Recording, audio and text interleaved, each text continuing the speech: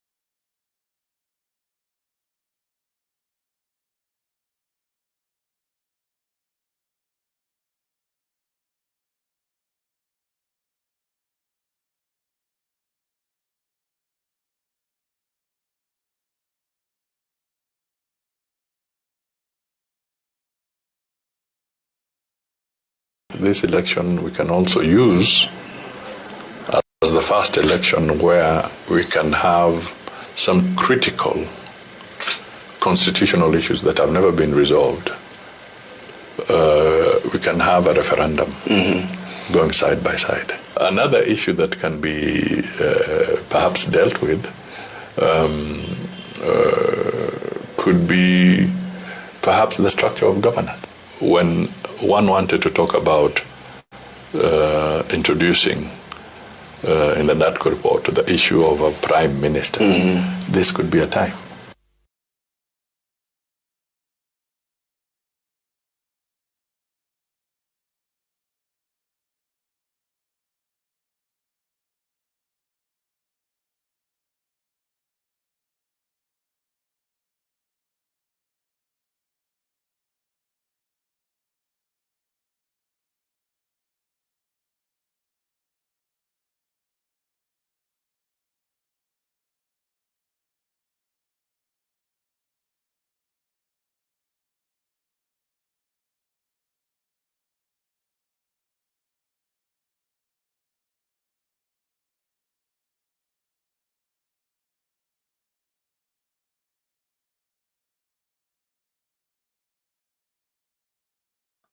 Hey guys, yani munanisikia na yani hello muted. Oh God, man, thank you very much, you guys. I didn't know. Gosh. I don't know how many hours we've run without sound, but it is. I think my sound is back now. Themba, Themba, my brother, man, happy New Year. Nice to see you. Merry Christmas, not Happy New Year. Merry Christmas, my brother. Thank you for coming in. And I don't know, Themba, can you tell me how many hours I've gone on mute? Man, my technical team are on leave and they don't even care. Thank you, Ben. Thank you, Ben, for telling me that indeed I was on mute. Oh, I hope I was not on mute all this of the time. But you guys were just happy seeing me and giving me a thumbs up. Why? Gosh, why are you guys giving me Alex? Thank you very much. Uh-huh. Even Ken, my brother Ken, man, I was on mute and you didn't have manze niambieni bana. Hello, nice to see you. Hello, you are muted, no video. VP, wacha basi, wacha sasa tuchape show. Mimi hii show sasa tunaianza upya vale tulianzia bana. If I've been mute all this time, then it's crazy. I mean, surely. That is sad. That is sad, man. That is very, very sad. We need to start all over again. And, just as usual. Bana, it happens, guys. Thank you, Themba. Thank you, Themba. Sasa show ndio sasa iko tamu. Sasa Themba is coming on the studio. Hiyo itakuwa ni show kali sana. Get the views from this friend of mine, Themba. It will be a very nice show. I wish Ben could be also here, but inakaa ameshikana job kidogo. But anyway, link nimekutumia hapo Themba. Kama umeona link, click on the link and join the conversation. And this conversation is going to be lit. Poleni sana. All this time tumekuwa on mute, but again, hizo video mumeona, na what was informing the conversation is literally what is happening in the Orange Democratic Movement. And gosh, a lot is happening in the Orange Democratic Movement. I will just give you a sneak preview of what Ben is here. Thank you very much, Ben. Karibu sana, brother man. No, Karibu. mzalendo. Yes. Niko occupied. Yeah, lakini najua uko occupied. Umekuwa na show the entire time you're muted. Did you realize that? I didn't. I mean, I've been on the show all this time, and I've not realized that I was muted. But I did on the comment section. Yeah, I was not watching the comment section. I was just busy. I was busy with my with my team. Simba Nataya is also here. But thank you very much. I think I will have to start all over again. And man, it happens. My technical team are not around. But thank you for calling. Thank you for calling. If I didn't see that call, then he's showing enda hivyo hivyo. Alright, thank you so much. Salimia Simba Nataya. Simba Nataya, Simba mwenyewe. Hey, habari ya huko bana Simba, karibu. Asante sana Mzalendo, tumeingia kwa show, unajiongelesha peke yako mpaka hata tumeshindwa vipi. Sasa ndio nikasema wacha tujaribu kabisa hapa tu. Bana, nyinyi marafiki ni wabaya. Marafiki pia ni wabaya bwana. Ai. Yaani hiyo wakati wote bwana najiongelesha peke yangu. Unajua sioni mic zangu zikionyesha najiongelesha, kumbe Hapana, mic iko mute. Mzalendo, mpaka nimekutext kwa WhatsApp. Bana Nimekutext mpaka kwa nimeona. WhatsApp. WhatsApp ungenipigia simu vile Ben amenipigia, lakini haidhuru. Poleni sana those who have been watching me. Nimekutext mpaka WhatsApp, you are not responding. Pole. I was busy on this show. But anyway, we start all over again. Hakuna kurara leo. Temba pia yuko hapa bana. Leo nakwambia hii show ni moto. Temba, Merry Christmas my brother. Merry Christmas. How are you? I am doing great. I've not seen you for a while. You've been enjoying Christmas where? Umekuwa wapi? Up and about, or around and about. what did you do that is special on Christmas? Christmas is a time for family. Christmas is a time for family and friends. Oh yeah. Yeah, you just take it cool. Ni kama umekula Christmas sana mpaka hata sasa uwezi jua uko peke yako. Yeah, Christmas is a time for family. It is a time just to enjoy and be together. I think mine. I had a very nice Christmas. I called my kids to come around, and we had the little that we have to, so that we can be together this Christmas, and of course exchanging a few gifts. Naona rafiki yangu Demba, baada ya karibu miaka 4 hivi ndio tunaonana kwa mara nyingine. Bana wewe sasa Temba amebadilika. Huyu nao ndio watu wale wale waliingia kwa broad based kabisa. Waliingia kwa broad based kababa. Yeye ndiye alikuwa anabeba diary ya baba. Pengine atatuambia. Lakini Mzalendo, nataka nikwambie hivi, mtu kama ulikuwa unaamini kabisa msimamo na yani ile hisia yenye ilikuwa ndani ya baba kuhusu nchi ya Kenya, nafikiria he meant well after joining William Ruto, because things were not going right. Nchi ilikuwa imetekwa. Alifanya nini? Alisema nchi ya Kenya hawezi kuwa kama ako hai aone ikiachiliwa kwa mbwa na wananchi wako ndani. So hii ndio ilifanya nchi kawa thabiti mpaka nchi ikatumia. Sasa kitendo kama hicho hakiwezi fanywa na wengi.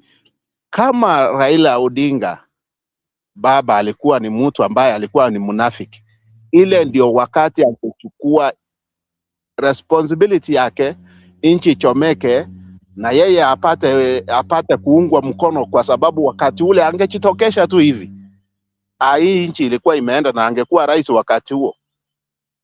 Lakini ni mtu ambaye sana wakati mwingi ameamini mambo ya demokrasia, na akasema huyu ndiye aliyechaguliwa na kikatiba ndio rais, lazima amuunge mkono.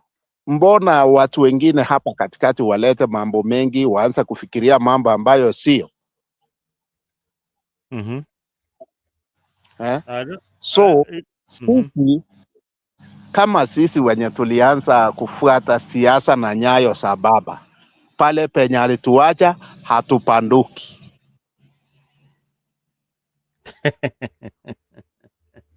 Male mliwachwa wewe na Secretary General, nani ndio anajua mali baba, anajua dari ya baba kushinda mwingine? Sasa hapo hilo swali umeuliza ni swali mzuri. Chama ni cha wananchi kwa Secretary General. Secretary General analetewa karatasi, anasema kitu chama imesema. Period. Temba. Yeye tu ni microphone atapewa, vile tumekuambia bwana, hatukusikii. Sasa vile sisi ndio wenye show. Sawa wenye show, nyinyi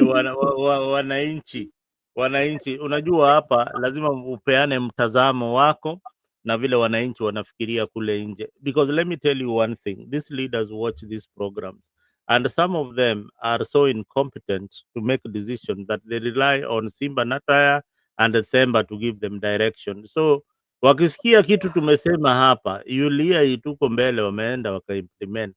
So be very, very careful not to misguide the public, Simba Nataya, on the remarks of one Raila Odinga. Mzalendo. Yes. Nani amemmislead mwingine kuhusu nini? Mi nakwambia tu hiyo ni maoni yako. Sema kwa maoni yangu, this is what I feel, but si hiyo ni maoni yako, si ndio ndugu yangu? Nimesema hii na wacha nirudie. Wale wenye tulikuwa tunaamini baba what he meant for this country, penye alituacha, hapo ndio tuko na hatupanduki, si ndio? Nimesema sio mimi, si yuko peke yangu. Unataka nisema niko peke yangu na hatuko peke, na si yuko peke yangu? Abas, umesema ukweli kabisa. Baba aliwaacha kwa opposition na hapo ndio mko. So si bado mko kwa opposition ama mko kwa serikali? Opposition hapana. Opposition hapana. Sisi tuko ndani ya serikali ya mseto. Na so wacha niulize swali hii kwa Bwana Themba. Themba, na by the way, Mzalendo, ukue na time kidogo leo. Mimi nina time. Rais leo William Ruto atakuwa Suna East. Atakuwa Suna East. Kwa Junet Aya, Themba, I wanted to ask you this question, and perhaps maybe you have got a different answer.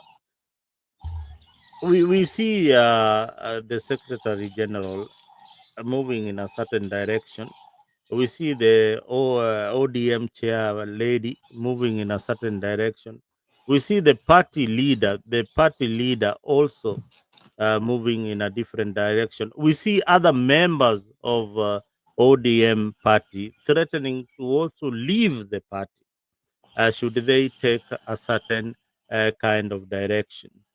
I mean, this confusion, is it strengthening the party or weakening the party?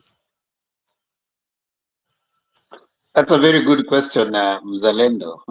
I want to start by, first of all, appreciating one thing that politics abhors vacuum. So politics will continuously be happening, and it is possible that such things are happening to ODM. It is also good that we are having a discussion around ODM, even way after Raila has died. You see, so like for the last 2 weeks, the party that has been given a limelight and talked about is ODM. Yet it is not lost on all of us that by the time Baba was dying, the people who are left in the opposition was Akina Kalonzo. So we are expecting that someone like Kalonzo and Martha Karua, who are left in the Azimio, Martha Karua left the Azimio and she went on. Kalonzo was left in the Azimio. They ought to have stepped into that those shoes, and probably we could be having an opposition place that is not that there's no vacuum. But you see what has happened right now. Successfully, ODM has made it impossible for any other person to pick that vacuum because they have kept us busy. What we are seeing on the national stage are ODM internal issues. Those are their internal struggles. We probably right now do have struggles within UDA that are not being made public. We have struggles within WIPA that are not being made public. But what has happened? ODM issues have become public. And as I say in politics, positive or negative publicity is good for you. So what is happening, we must note, is that, first of all, ODM is being discussed very seriously, to the extent that now we are saying that should we be able to allow ODM to remain in opposition or not? That ought not to be a discussion if we had people who are not in the arrangement, broad-based arrangement right now, who are active. So the confirmation is that there seems to be a vacuum that was left by Baba that has not been fulfilled. That is point number one. Point number two, I understand that with the death of Baba comes in the sense of a struggle for control, which is common with any other party, where the party leader has left. So what we are seeing is a normal progression of a party. When their party leader has left, you are likely to see a jostle for power. There's a power struggle. Who is supposed to be in control? And I want to point out something, Mzalendo, that probably we need to note. Sifuna has consistently come out saying that Baba did not say that you're supporting anybody 2 term. Yet he goes ahead to say that everywhere is 1 term. So if you are going to use that argument, then you'd also ask, at what point did Baba tell him that Ruto is going to be 1 term? If it is what is good for the goose should be good for the gander. He was there when they were signing that document. Actually, he was the Secretary General signing that document, and the 10-point agenda, which outlined the 10 points and up to when. So as it is, if Sifuna was to be honest with himself, he would say, okay, fine, there's nowhere we say 2 term, but neither did we say 1 term. Let's wait and talk about this after these 10-point agendas have been reviewed in 2027. Then now we can proceed on with the other campaign that we are going to talk about. So you see lack of genuineness. In my view, I read politics, I read power, I read jostling for control of either one or more of the people. Finally, so that probably we can move on to the next question. I don't trust Orengo. Orengo, if you look at his political history with Baba, any associations that Baba has gotten into, initially he has been against them. Initially, Orengo was against Raila joining Kibaki for them to win in 2002. Actually, Orengo went in and vied as a presidential candidate, which he lost very badly. He was against Baba joining Uhuru initially. He joined after the pressure moved on. He was also against even this, Baba coming in and joining Ruto. So for him, they have had, I think, a very dicey relationship, especially politically, So for me, I don't trust him. I don't trust his issue of being guiding the ODM on whatever way. And I think Mbadi put it very clearly at some point. And he said that Orengo might be a senior lawyer, he's good with the courts, but politically, I think they have had a very dicey relationship with Baba, if you can follow their political. He's always been against certain decisions that Baba has made. And some of them have had to be made with him outside. He makes very good defense legally, but politically, he has always had that kind of a tangent. Which for me, I think right now, his concentration should be on working for the people of CI, because he is also a governor who will be looking for a second term. And he owes it to the people of Siaya to work for them and deliver. Because we have 47 county governments and one national government. All these people will be evaluated on their performance. Will not be evaluated on whether there is a second term, whether we have a second term or not. If the people of Siaya have not benefited from what Orengo has done for that county government, they will not have benefited. So I don't see him coming strongly about the people of Siaya, while other counties are actually jostling to get their own development. So I thought he would be in the forefront instead of going around talking about how Ruto should be one term or two term. He should be talking about why should he be trusted to be given a second term by the Siaya people. When other counties are talking about development, are talking about projects that are being launched, all we hear about Orengo every week is about one term. I don't think, and he's a county president, so he should be.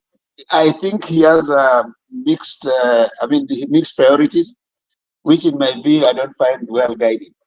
As for ODM, finally, Mzalendo, I think it's a good thing we are seeing as a party, and all the parties I identified. We are going to see a little bit of a destabilization.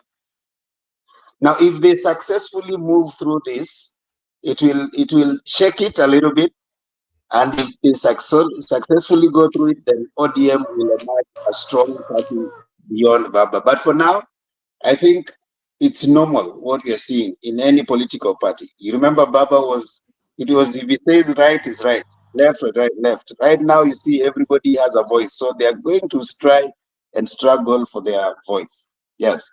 I think where you are right partly, but where you miss the point on James Orengo is that Orengo has been an headliner in politics for a very long time, and he has represented himself as a liberator in most of the struggle, and give him credit where it's due.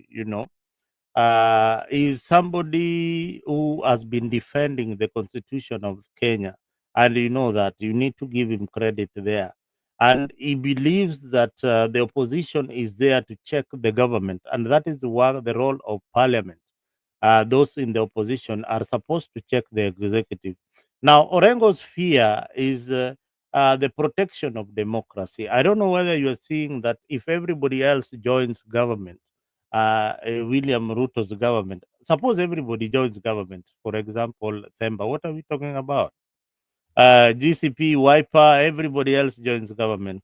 What kind of country are we talking about? That's a good question, Namzalendo. But we need to say yes, there ought to be. The Constitution says, as far as the Constitution is concerned, Namzalendo, we need to be very clear.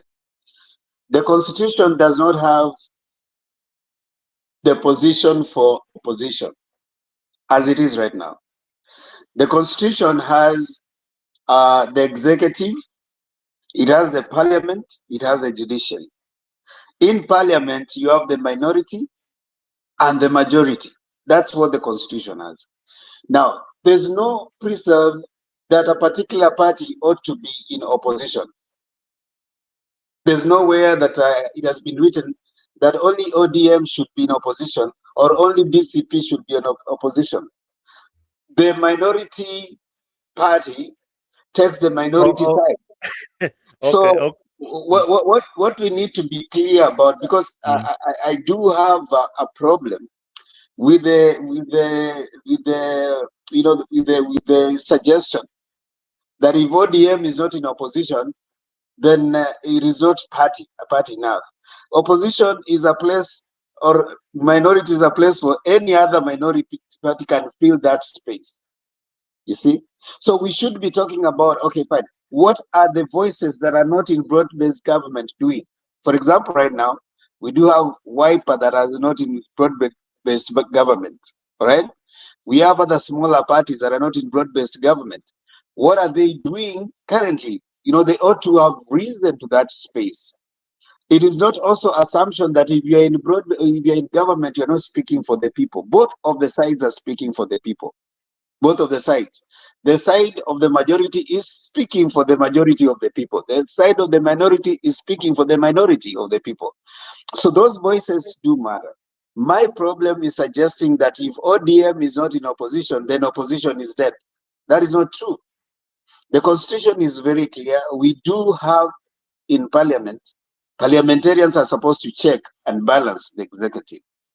So the politics around it notwithstanding, we need to appreciate that yes, for a long time there has been the suggestion that only certain kind of people ought to be in opposition. That if those people are not in opposition, there's no opposition. That's I think a sense that needs to be dealt with right now. That nobody has been written that so and so should be in opposition and so should be in parliament or in government. Opposition, any party that has the minority goes to the minority side. And so the suggestion by Orengo that the only way that Kenya or the presidency can be kept in check is only through ODM being in opposition. That's a very wrong notion. Number two, I agree with you with the politics of struggle that Orengo has participated in. But as we keep on moving, politics and everything is dynamic. That is something that Raila understood, that Orengo never understood. Orengo never understood that there are times that you need to shake hands. And Baba always said it. That's why for me, I agreed with Baba more in his a philosophy in the study of how to manage politics. Because he decides that the best way to manage our politics right now is having to talk to Ruto, because you can't struggle for rights when you don't have a state.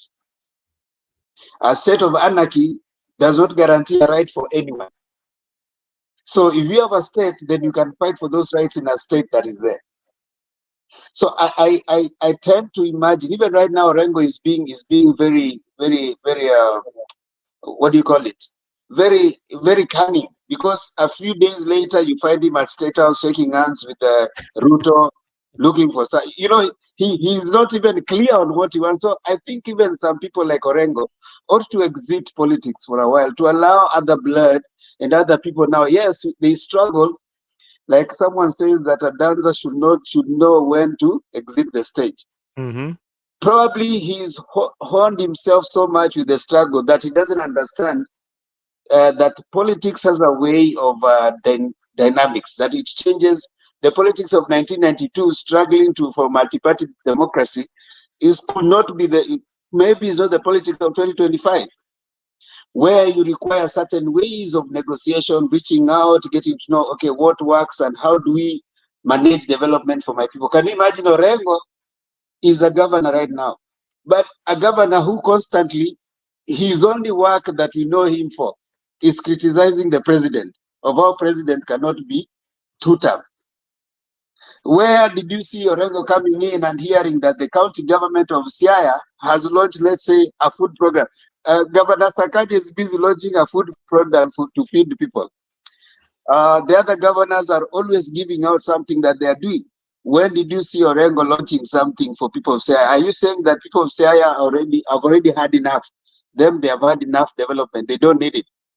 So their governor can be globetrotting into funerals to talk about how Ruto should be one term. I think Orengo, fine. If he wants politics or opposition, then he should step down as a governor, so that we have someone who is, because a governor is a member of the executive. And if a governor is a member of the executive, he should be the one being checked, not busy talking about another president. He's a president of his county. So I think, yes, I agree with you. We agree with Orengo's struggle, what Orengo did, and his part and his participation. We won't, we don't take that away from you. But it seems he's not in touch with the politics of 2025. He's still stuck at ODM being the party that is always going to be in the streets and demonstrating.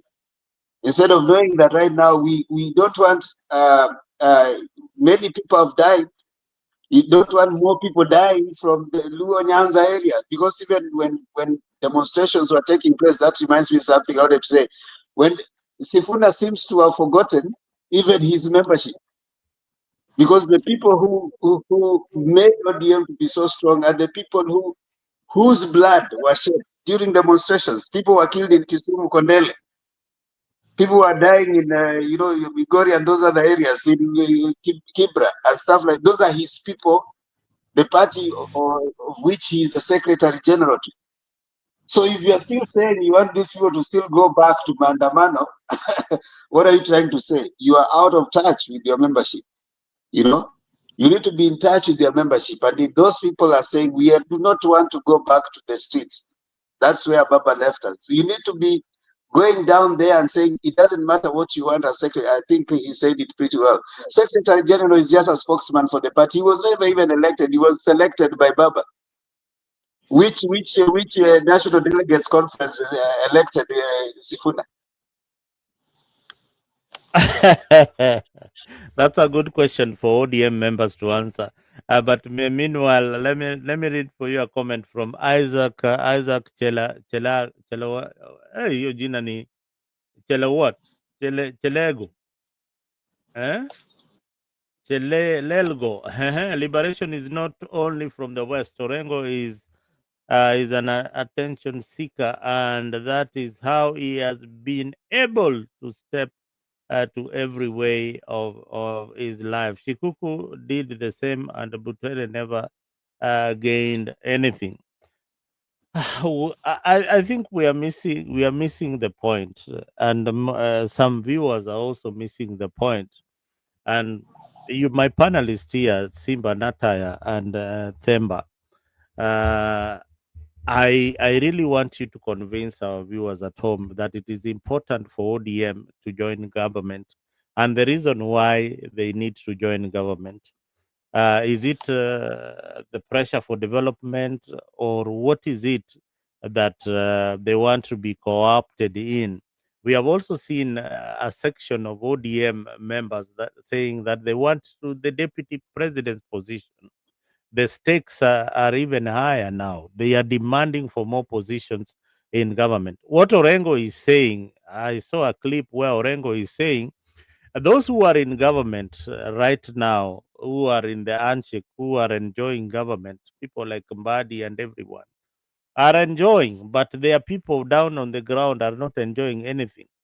So, Simba Nataya, since Mbadi joined the government, has anything increased in your pocket? Simba. Mzalendo, asante sana, lakini kwanza kabisa mimi ningetaka kuomba tusiwe wachoyo wa akili zetu. Tusiwe watu ambao tunaonekana sisi tuko na akili, na hiyo akili tunakuwa wachoyo, na ni kitu inatakiwa itusaidie. Jambo la Simba, inakaa hiyo internet yako bwana huko sasa, itabidi uongee na Kabogo, kwa sababu uko kwa serikali. Tunataka hiyo internet yako ikuwe strong kabisa.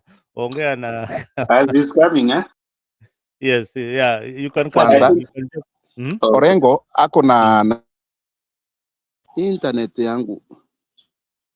Nakusikia sahi, nakusikia, lakini endelea tu, nitakwambia kama iko mzuri ama mbaya. Yes. Orengo ako na naibu wake. Naibu wake wamekuwa wakisukumana na yeye mpaka kukawa na impeachment yenye ilikuwa nullified kwa Senate, if I'm not wrong. Hiyo inaonyesha kwamba hiyo ilikuwa bado ni mambo ya uongozi tunaongelea. Lakini sana, nafikiria Themba ameweka ili swala kwa njia ambayo ni ya kisasawa na yenye inaeleweka. Orengo kuna wakati wake alikuwa anacheza hiyo ngoma ya upinzani. Na hiyo wakati aliondoka, yeye ako katika uongozi kama ule uongozi wa executive. Na ako na challenges zake katika ile ofisi yake na huyo naibu wake. Ajue hiyo ndio struggle yenye iko na wananchi. Wananchi wako na haja ya maendeleo, sio kuwa katika upinzani na streets. Na ndio sababu serikali yetu ama muundo wa serikali yetu imeundwa kwamba baada ya uchaguzi watu wakae chini waendelee na maendeleo ya nchi vile tunavyoona kwa sasa hivi. Lakini haya mengine ambayo unaambiwa kwamba wewe lazima ukae ile kona ukipinga serikali, ili hali uko na wabunge kama sasa hivi. Kwa mfano, Rigathi Gachagua ameunda chama, amesema ameiweka katika United Opposition, lakini pale kuna mawaziri 9 ambao na ma-PS kwa pamoja wanatoka sehemu moja na wote wako kwa hiyo serikali wanaendelea kufanya kazi. Mbona hajasema kwamba hao waondoke wajiunge na yeye wapinge serikali yenye yeye mwenyewe anapinga? Hiyo inamaanisha kwamba kwa upande mmoja hii mkono inapokea, hii ingine ikiinua juu. Kwa hivyo tusiwe watu ambao tunataka kukataza akili zetu kufanya kazi vile inastahili. Ngome ya chama cha ODM ni Nyanza na Western na Coast.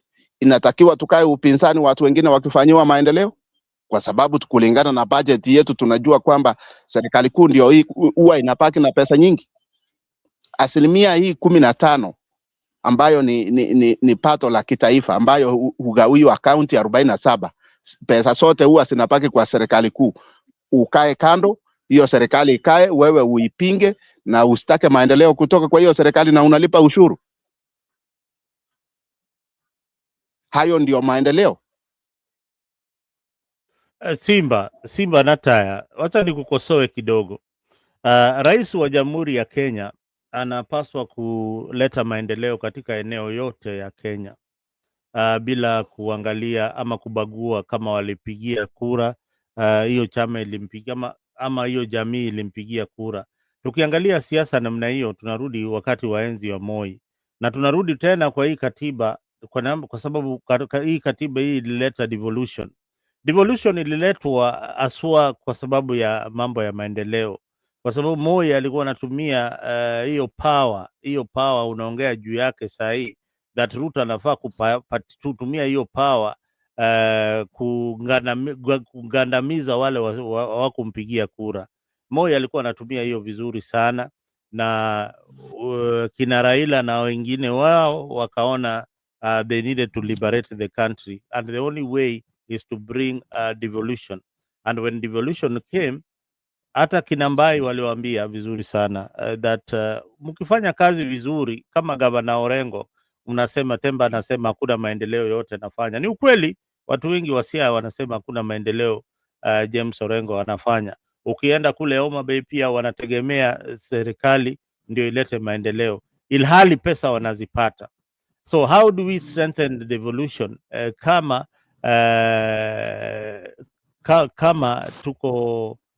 tunaanza kusema ya kuwa lazima tukue kwa serikali ndio tupate maendeleo? I mean, hiyo argument yako ni ya kitambo sana, ni ya zamani.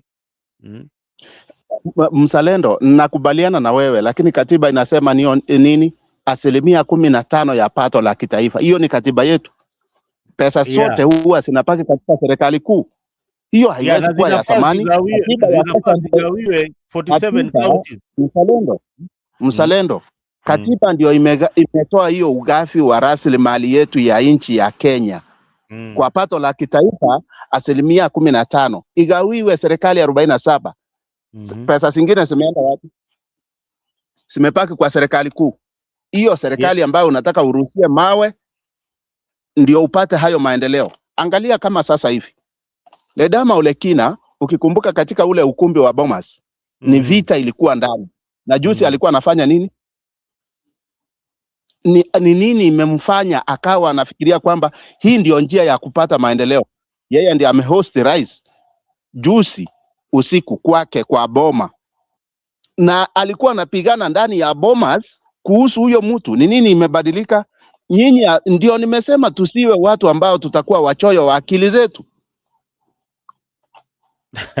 I can only imagine in where we are, the opposition being hosted and saying that sasa Democrats from today we are going to be working with the government in all the policies that are. You see, Mzalendo, what Simbaneta is saying is something that just on the question that you asked, Mm. uh, the the nuancing and the suggestion that there are people who are supposed to be in opposition. That is not constitutional. The constitution says this. The constitution says that there is the executive and then there's parliament. By the way, did you know that after you have already had an election, other than purposes of determining who parliamentaries are or getting people into power, the next thing where parties play a part is the idea of deciding which is the minority and majority party in parliament. Yeah, by the numbers. Just that. After that, the president is free to nominate from any side people, members of his cabinet. There's no restraint from the constitution of who the president can nominate to work with. Now, the so-called broad-based government is true. It is not constitution. There's no name, broad-based government. Yeah. So that is basically a political, a public political word that is being used. But there's nowhere that the constitution ties the president from nominating anyone from whichever, because after Yeah. So long as they are competent, and they are they're qualified. competent. Yeah. Yes. So that's number one. Number two, you have suggested that since Badi came into power, how have people from Nyanza benefited? I think also we need to start changing people's debate and narrative. When someone the idea or the suggestion that someone has been nominated or a cabinet secretary has been nominated from Nyanza doesn't mean that he's coming to work for people from Nyanza. He's coming to work for the government of Kenya. And government of Kenya, the government of the day, encompasses all the people who voted and didn't vote. So you are right. Even so as you Badi is not necessarily. It would be wrong, by the way. It's a wrong way to suggest that a cabinet secretary is actually working for people from a particular region. that is how they present themselves. Now that I want us to differentiate. That is what Simbanata has just said. Hold on. Yeah. Hold on. Listen to me. Mm. There's a difference between using that as a political statement and a constitutional fact. Political statement is this: I am from Nyanza. I am from here. I've been elected. I've been given work. So you guys, this person is considering me. That's a political statement meant to solicit votes, okay, to change persuasion, to appease the voters. Yes. But the fact of the constitution is that constitutional office is serving everybody in Kenya. All right. So when you ask a question like Mbadi is the finance minister, how have you gained? That's a very unfair statement, because how am I supposed to gain if Mbadi is a finance minister? Mbadi is working for the government, and everybody in Kenya should be able to gain. Or if you are all losing, you're all losing. If Mbadi is because of actions or inactions on Mbadi. So I think we need to start changing people's narrative about Mutuwetu, because that's what you are bringing, Mutuwetu. Secondly, Simbaneta has said he's actually jumped into what you are saying. He has said that, and if you listen to what I said earlier, there's no particular region that has been written that region has to be in opposition. Yeah, we should start changing people's mind about the idea that ODM, if ODM is not in opposition, then there's no opposition. If we have how many people out there? We have DCP that is out there. We have that are not in this so-called broad-based government. We have. Are you suggesting that their efforts is not bearing fruit? No. Therefore, ODM Just hold your thought. Hold your thought. Now, I need, even as you talk about ODM being in the opposition and the reason why they need to be in government at this particular time, you need also to answer me why political parties are formed, and should they just dissolve their party, or I mean, how does it work? If they really want to be in government, if the leaders want to be in government and the people don't want to be in government, how do they solve that matrix? Political parties are formed to gain power. Mm-hmm. How they gain that power is not told how. Okay. Political parties are formed to gain power, and how you gain that power, it is not, there's no prescription that the only way you are supposed to gain power. The world over, if you even check comparative politics, in Germany, most parties have come in and then they form coalition government. It is not like it is unique to Kenya. This is something that happened in other democracies where a party they go into an election, and when they realize that probably we may not have the numbers, they now start. That happens also in Israel, you see.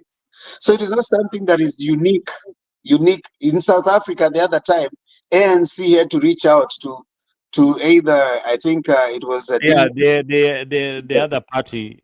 Yeah, To and form. they had to think if they were going to look at this other guy's party, either Zuma's or the other guy's party. Yeah, So but it didn't. yeah, they didn't have a deal. So you see, these deals about political parties are there across the world. It is not But unique the to Kenya. uniqueness Now, about the ANC deal is it happened after the election. definitely, you can have a pre or post election coalition. In Germany, it happens post election. In South Africa, it did happen post, because if you can actually get the numbers, why do you need a coalition? Yeah. Now, this particular arrangement, for now, of course, the broad-based arrangement right now, you must understand the history around it, and it was informed the same way it informed the relationship between Uhuru and Raila in the prior to 2022. So we need to have those understandings in history. Now, should ODM proceed on with the conversation around whether to get into government? Any political party gets into power to gets formed to get into power. There's no political party that gets formed to go to opposition. In fact, you find yourself in opposition. It's just like there's nobody who goes to a competition to become number two. You all go to become number one. So the other numbers, you are placed there by circumstances. So no political party goes to any election to be an opposition party. It will be wrong for you to say that as we are only going to this particular election to be opposition. That is defeatist. So the first thing they need to know, we are going to get power. And I think they have said it clearly that I think there was some time that I think Oburu Odinga said that we are not going to opposition. We are going to either form the government by ourselves or get into a coalition with those people who are forming the government. Now, that conversation is where now we are having the drama that you're seeing right now, because now everybody is just looking for power. For us, we could be seeing it like people, there's someone who said the people want this, the other one says people want this. Everybody is using people. You know, if you listen to Sifuna, he's saying, what is the measurement of the people? The only measurement of the people and what people don't want is through an election. Has there been a universal suffrage? Have the NDC been called for them to say we don't want to be in this? The last time Baba joined and he went into that arrangement, Baba went round and people agreed that we want to be with these people. We want to be in this broad government before signing the 10-point agenda. So the only other time that can happen is probably in an NDC, when ODM will call an NDC, where they can do a ratification. Do you want to proceed on with this? Do we support Ruto or we don't support Ruto? In the meantime, they have democratic right to express their views on whichever side they want, which I think is okay in any political party. There shouldn't be, muzzling of voices. People should be able to speak. But now when they come into an NDC, and then they are able to say that, okay, fine, we have decided this is the way forward for the party, they will agree, but still there will be others who will be free to walk out. You say, I don't agree with what, like even here in the US, there are some, representatives who don't agree with certain positions.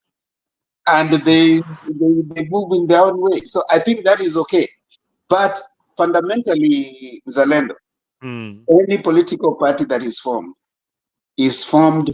to get power. How you get it? You can get it by yourself.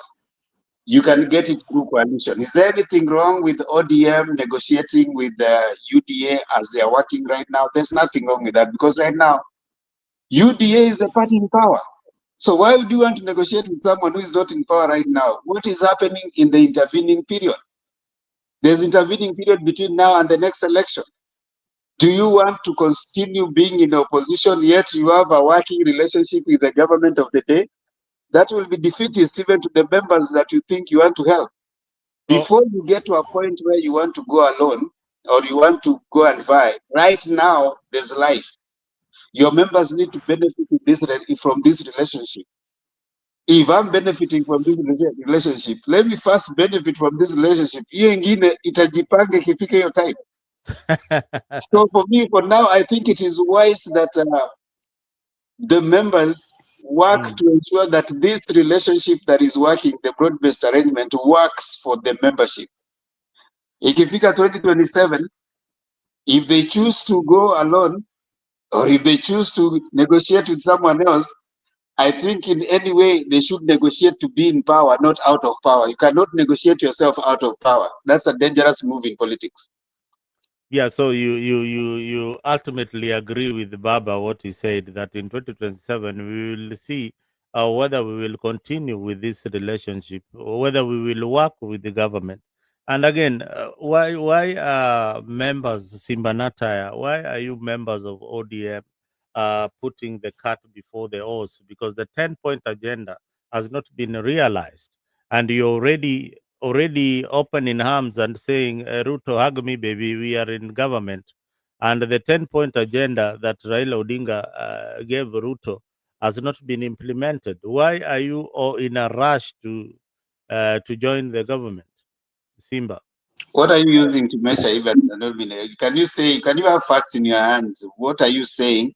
No, we have not seen the 10-point agenda. No, That no, give us your data. Where are you getting your data? I'm getting my data from, of course, from the government. No, and from you the give us public. your data. What has been implemented, what has not been implemented. You can't say it has not been implemented. Okay. First of all, the most give us your data. the most important thing is the justice for the victims. Has that been implemented in your world? The same you guys have gone to court. No. Just answer that, because that was part of the agenda. Has it been implemented? No, you have no. Let's leave the things that are in court, because you can't block something that you want it to be implemented. That's all like right, saying, you can't answer that. All give right, us something else. let's see Mbadataya. Go ahead. Mzalendo, jambo la kwanza nataka nikuambie nyinyi huwa mnaeneza ufumi. Jambo la kwanza, IBC ambayo imerun by elections za juzi na sote sikawa very successful. It's a product of 10-point agenda. Hiyo hakuna mtu anakataa, hakuna mtu anapinga. Hiyo ni a product of the 10-point agenda, kwa sababu hatukuwa na IBC. Yenye mnasema haijakuwa implemented ni gani? Number 2, tukaja mambo ya waadhiriwa wa ghasia saa baada ya hiyo revolution ya Gen Z. Ni mahakama imesimamisha malipo, hata panel ilikuwa imekuwa constituted. So wakati mahakama imesimamisha hilo jopo kufanya kazi yake, ni nani amesimamisha?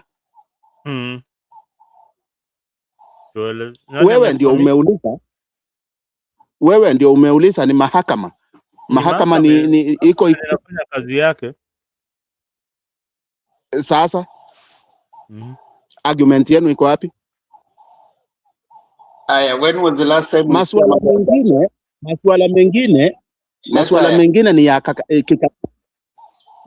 ambayo yanahitaji referendum, ambayo Musalia tayari ametoa opinion yake. So Ebu, according to mnaongea vizuri sana, hold on Mzalendo. Yes. Simbaneta amuulize pia, when was the last time alisikia abduction of anyone?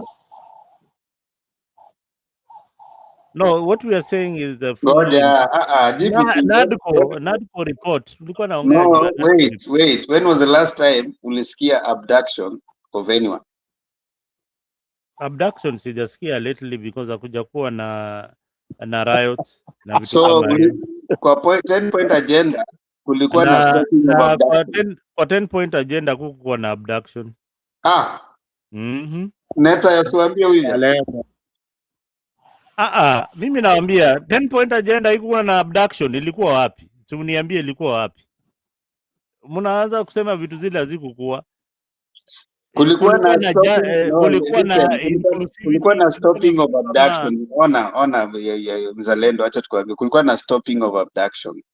Hiyo ilikuwa hapo kwa 10 point agenda.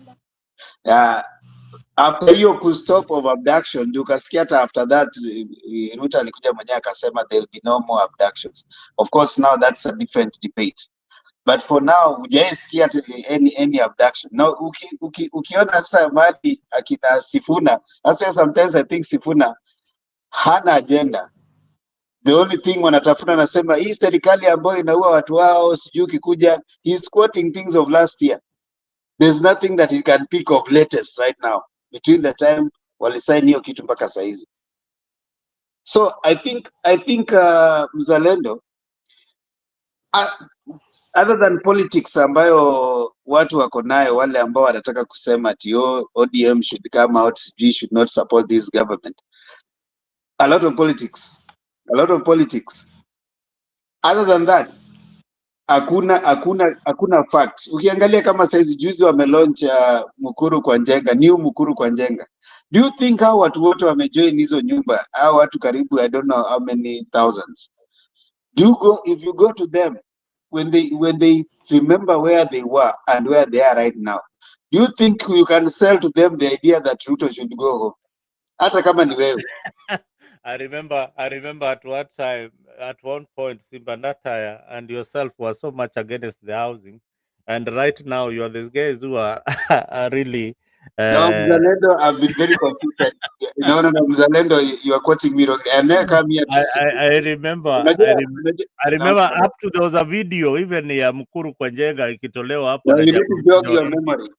Sijawahi kuja hapa kupinga housing. Number 1, number 2, kwa sababu hiyo ilikuwa kwa agenda even ya Azimio. Ukiangalia Azimio ilikuwa na agenda ya housing. Now, housing for me, I think decent living is a good thing, is a primary. Housing is a basic right. So ukiona watu, Sifuna comes from Nairobi. And if you come from Nairobi, new Mukuru is in Nairobi. You think unaweza enda hapo kwa hao watu, because those are supposed to be your voters, and that's probably why Sifuna could not convince people in a particular place to vote for an MCA, because he was the one leading the charge in Nairobi. Kariobangi. He could not convince them, because now how do you finger the person who is trying to improve our lives, and then you are coming and telling us to support that, a certain person. Anyway, that's a story for another day. Ukiona mtu ambaye ameona living yake, kwa sababu it is more practical, ya kwamba I've moved from this place where I never used to access water, where I used to have this flying toilet, alafu huyu mtu unataka kumwambia at this government that has given him this, you don't bring them back. I think these guys of opposition, or whoever, the disunited opposition, have a long way to go in terms of catching up with the campaigning for this. They have a long way to go, because these people are on a roll. Na nikikwambia, alafu jambo lingine umesema hapa ati sijui opposition na nini. Between now and 2024 is a long time in politics, mzalendo. Na hizi story unaambiwa ya kwamba ati 2027 tutamake decisions. Hata kama ni wewe, a government that is already share coverage imeshika watu wengi sana, inalipia watu wanyonge. Wachana na watu wadosi kama nyinyi ndio mnasema shaa haiwaki. Watu wanyonge kule chini shaa inawasaidia. Mimi hapa niko hapa kuelimisha watu. Watu wadosi shaa is not working. But mtu wa chini wa kawaida shaa is working for them, and those are the voters. So if you want to listen to the real person, don't listen to politicians coming up here and saying akiamka naongea juu ya Orengo, akiamka naongea juu ya Oburu, akiamka naongea juu ya Joho, akiamka. Go to the people who don't talk about people. They talk about how they are meeting their needs. Those are the people are going to tell you. My question, Themba, to you. I mean, the housing project is really working well, but although it has got the middle class are not feeling it because one, the pay slip, the deductions are coming from the pay slips, and the salaries have not increased. That is another thing. Is Ruto winning in the middle class war? Is he really winning the people who are working because they are being deducted for houses they don't even know whether they will get them. Hao watu wamepata nyumba Mukuru, did they have to pay that deposit of 600,000 or what is really happening there? I saw another lady called Waidera. Waidera is a MCA for that area. She was coordinating that thing so well. Those are the kind of leaders that we want. That lady coordinated the housing na watu wa chini kabisa huko Mkuru walipata hizo nyumba. Now shida yangu tu Themba, maybe you can explain since you know more about this housing project, is that these people who are being deducted, these civil servants who are being deducted, is there a time frame where they will get the houses? Or is it a lottery? What is it? For how long are they going to be deducted? Sasa unajua mimi hiyo ni swali mimi siwezi jibu. Okay? I'm not an expert in the. Sasa hapo unaona hapo tu. Hold on. Mimi sina uwezo wa kuelezea hivyo vitu vingine vingi. For me, I'm seeing results. And see results in politics matter more than the other nitty-gritties that people talk about. You know, those yeah, you are seeing results because you're not being deducted. For me, I'm seeing results. Wacha nimalize. Simuuliza swali, wacha nijibu. I'm seeing results. I'm seeing people moving, getting into decent homes, which is a good thing. I'm seeing, you see, like in a few years, just like we said, when Kibaki, by the time Kibaki was getting out of power, he wasn't the most popular president at that time. That's why even in 2026, the conviction that Raila won 2007, because by the time he came out, he was the most, right? But right now, many years later, people are praising. Yeah. Can you hear me? Yeah, I can hear you now. I can hear you, Themba, now. You see now, people are praising Kibaki. Why? Because of the infrastructure project that he started. In spite of the fact that the Thika superhighway only was benefiting one region of the country. And right now, when we are having this other region being opened up, everybody is rushing to court. All of a sudden, we have people like Ndindi Nyoro starting to give us maths. You know, yet he was the PSC chair when one of the projects that was built to have been a process of corruption, the SGR and stuff. He was the PSC chairman. He never gave us all these maths, you know. Yeah, what I don't like about Ndindi Nyoro, when he was in power at that time of Uhuru Kenyatta, when they were really in power, he was one of the most tribal leaders that you could ever see meet. I mean, the way he was talking, the way he was presenting himself is a different Ndindi Nyoro. He has taken a flip. He has taken a 360. But one credit I would want to give Ndindi Nyoro is that he is working for his people. Kazi naye anapigia wananchi wake. You cannot compare it with some of the leaders we have on the other side. Whatever it is, like they say, give the devil his due. I mean, whatever it is that he's doing well. But right now, we don't like the hypocrisy that he's bringing out.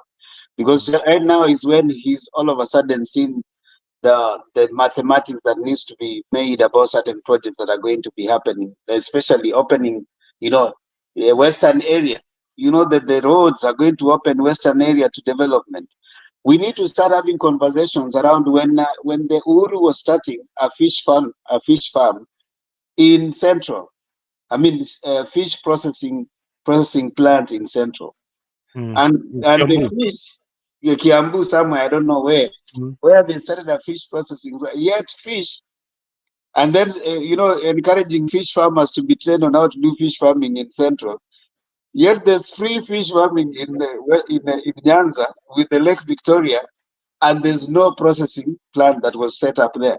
That's killing one of the economic powerhouses in Nyanza and bringing it this side. So if you have fish, lots of fish was getting spoiled, and some of it was being sold throwaway price because they didn't have a way of preserving the fish. Cotton industries in the Nyanza area. When I was growing up, my grandpa was having those cotton farms, and we would go and pick some of the cotton. Right now, Tikomi is dead, Rivertex is dead. Some of those cotton, Nyanza area, Nyanza Western area, you had cotton, you had fish, you had the sugar cane, and then you had rice. We also had the leather industry. And the leather industry. So all these are dead. You have cotton dead. You never hear about any Rivertex, Rift Valley, whatever, all those.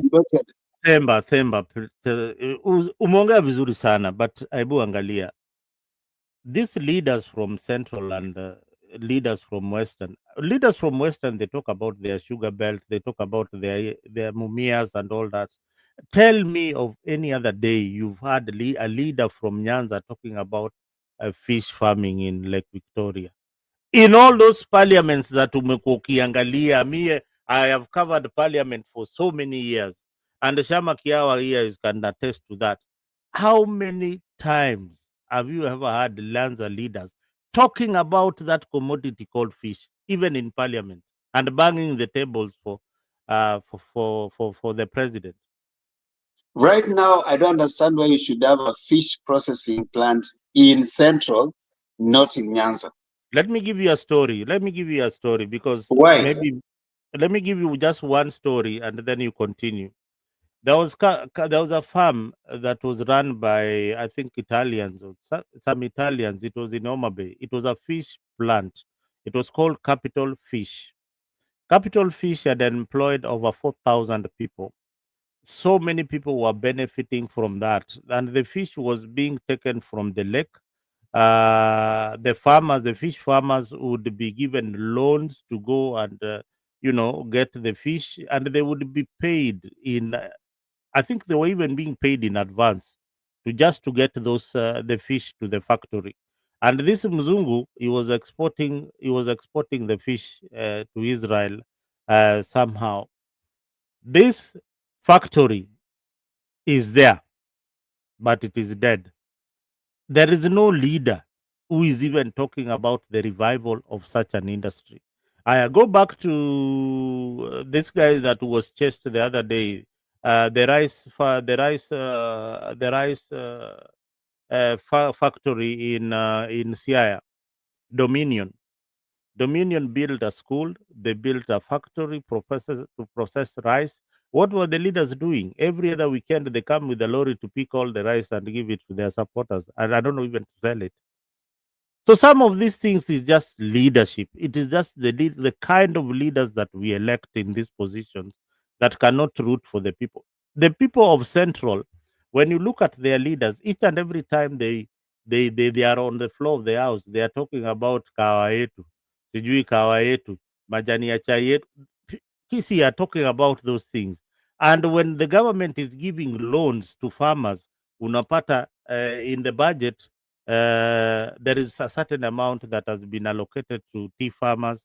There a certain amount has been allocated to coffee farmers.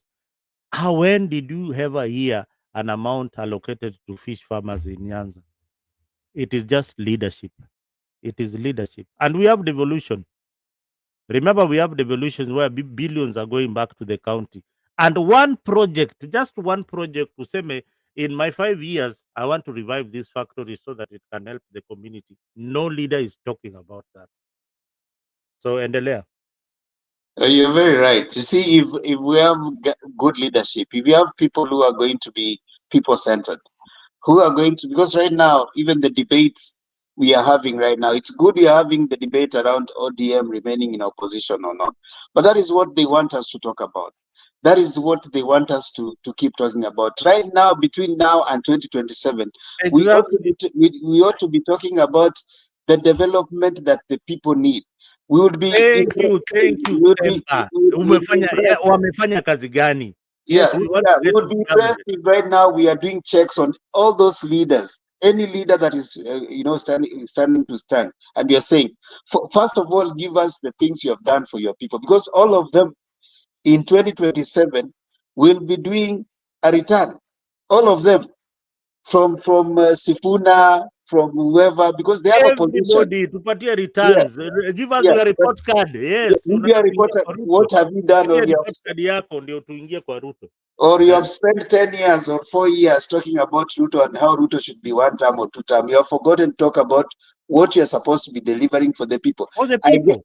I get a little bit annoyed when you see someone who is a governor like Natembea going around Tembearing, only talking about how you should be talking about Tawe instead of being busy delivering for the people of Trans Nzoia. Aya, nyamaza tu hapo. Ebu look at the governors in Central. What are they doing?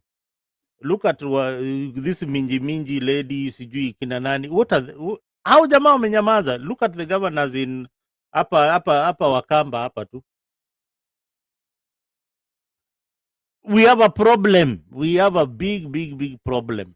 We have a big problem. Because, these leaders, they don't work for the people. Because Mzalendo, as you're saying, you see, does it benefit us if ODM remains in opposition or goes to Ruto? It doesn't benefit us. What benefits? Whether it is whether they remain in opposition or they go to government. At the end of the day, if your governor has not worked, whether ODM goes to parliament, to government, or remains in opposition, the governor has not worked. Your MP has not worked. That will not change that, you know. Now this is what they are doing. They are mobilizing the community to agree in their position. Yes, we have not worked, but this is the best place that we can be, so that we can bring for you development, being in government. Don't mind about the CDF that we receive. Don't mind about the billions that we receive in the county government. The best place that we can be is being inside the government. Hizi zingine will sort it out somehow. Which is good enough. Which are good, assuming that argument is true. It is true. That is what they want. If that argument is true, therefore, Mzalendo, then the government of the day is this one right now. So what makes us not demand from this government what belongs to us right now? Of course, that is why when you see Ruto going to a place, leaders are standing up and saying, we need a Gor Mahia ring road, we need this, we need this. They're demanding. Now, that is fair enough. So therefore, there's nothing wrong at this point in time for the people who are in any area, because they are paying taxes even between now and 2027. And their tax should be the voice that you're using to demand what should be working for you. So instead of coming in and telling me that how Ruto should not be two-term, you should be telling me what are the other areas that this government should be delivering after they deliver for this. Fine, you have a position.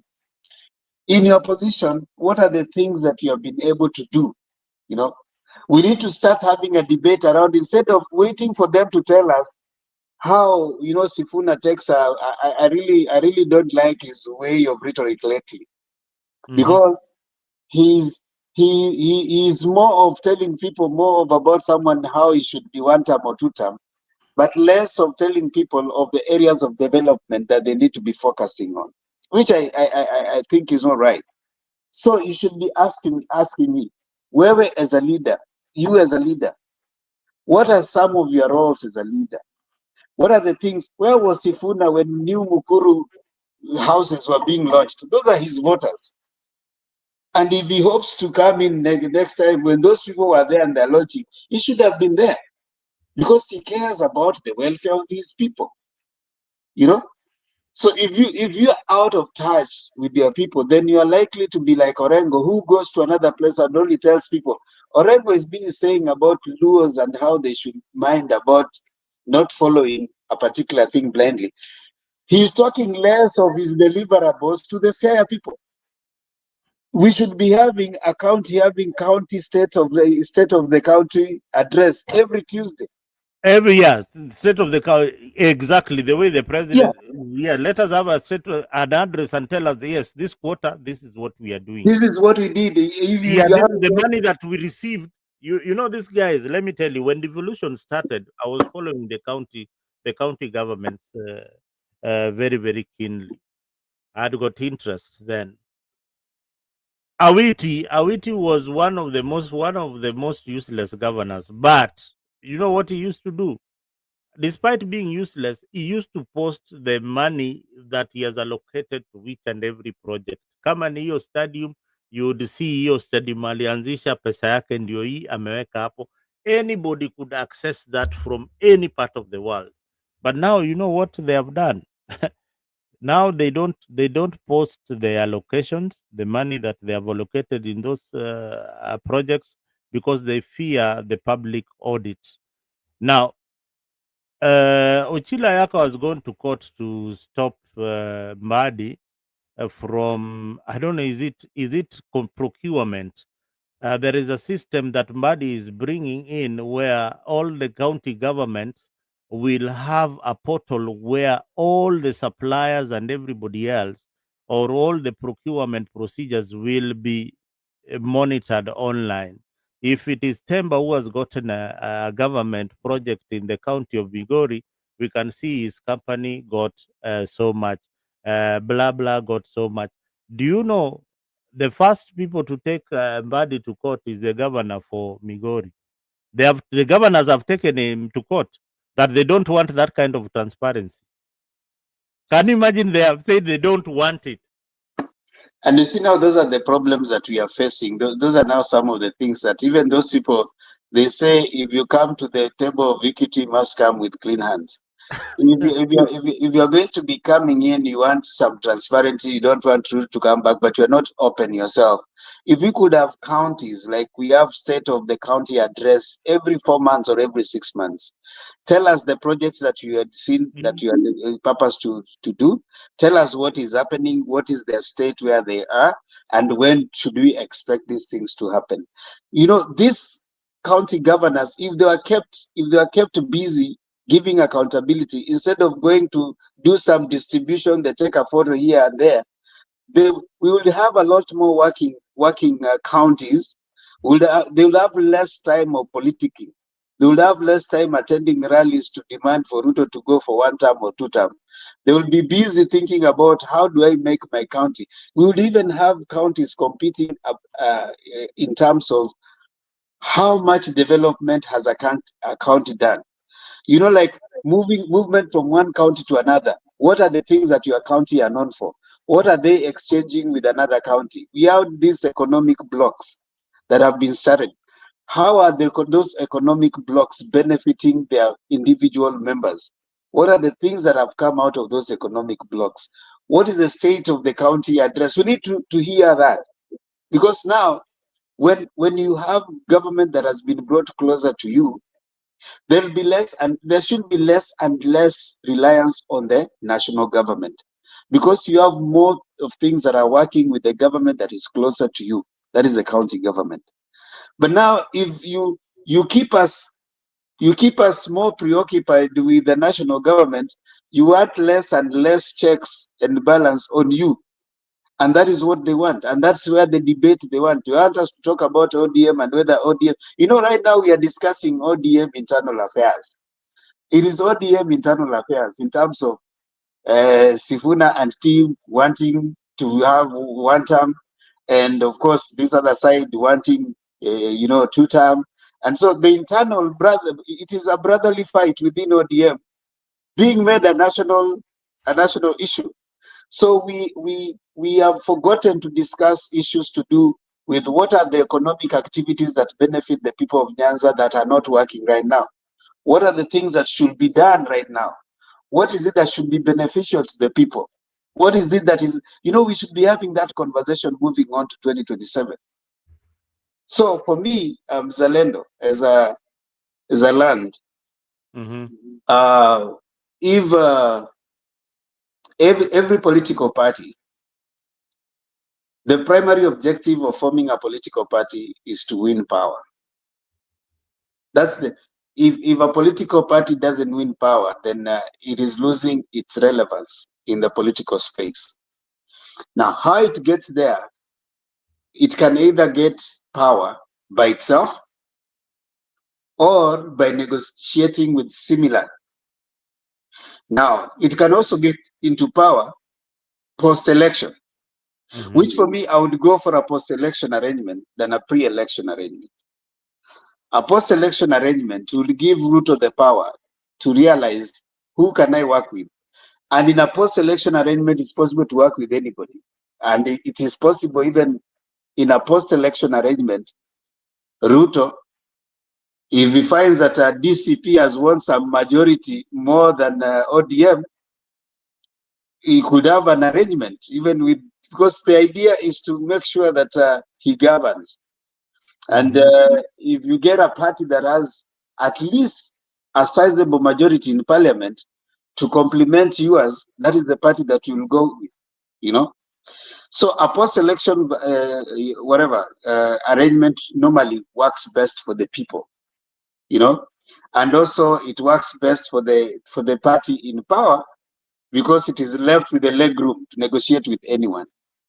A pre-election arrangement is good, but you see now it's ties even to someone who did not have anything. Like for example, Akina Weta, most of the things they worked on, it was a pre-election that he was to be a speaker. So even if he had only 2 MPs or something, he was still to be a speaker. That was a pre-election arrangement. Someone like Pa, who did not bring, I don't know if there's any MP of Pa in parliament. Wacha kunichekesha bwana. Sasa Wetangula anatafuta tochi. Sijui ni wanang'ang'ania tochi ya Jirongo. Nani ataweka? But you see, there was a pre-election agreement that someone like Pa leader is being given what? A Speaker of the Senate. He still got it because of a pre-election arrangement. Yeah, exactly. And someone like this guy from Mutua, you know, I don't know if there's any MP from He doesn't Mukambani. have any. He doesn't have any. I don't But you think he see, does. pre-election, They agreed. yeah. But post-election gives you a better bargaining power because now you look at people with the numbers, and now that one helps you to agree whom do I work with based on someone who has brought in the numbers. So for me, I like what is going on because it's we are talking about ODM. ODM is being on the limelight, and probably it is likely to be for a time because I think the other opposition, you remember what has happened is Gachagua has successfully been returned to defending himself. You know, when you are in politics and then you have to be always defending yourself, there's a problem. So he's been moved into explaining, this is not what I say, this is what I was trying to say. Now that is very dangerous in politics. Kalonzo also has been hit with the road thing, so he's still trying to recover from that road thing. Matiang'i, as has been said in some areas, seems to be not very serious in this united opposition. He seems to be wobbling. Yeah, So he's wobbling. yeah, he's wobbling in that united opposition. So there's a lot of uniting to be done in the united opposition. So before that takes place, I think there's a lot that is likely to happen. You're likely to talk about ODM a lot. But ODM should move towards power, should gravitate towards power. As it is, they cannot, they do not have anyone that they can front for presidency. So I think that hii itakuwa ndoto for anyone. So my verdict is they should support Ruto for 2027. You're laughing at Mato's comment. Look at what Mato has written here. Azari hapo. Ameandika ati mtu anapewa kifunguo inatoshana na yeye. How much was used to print those big plastic keys?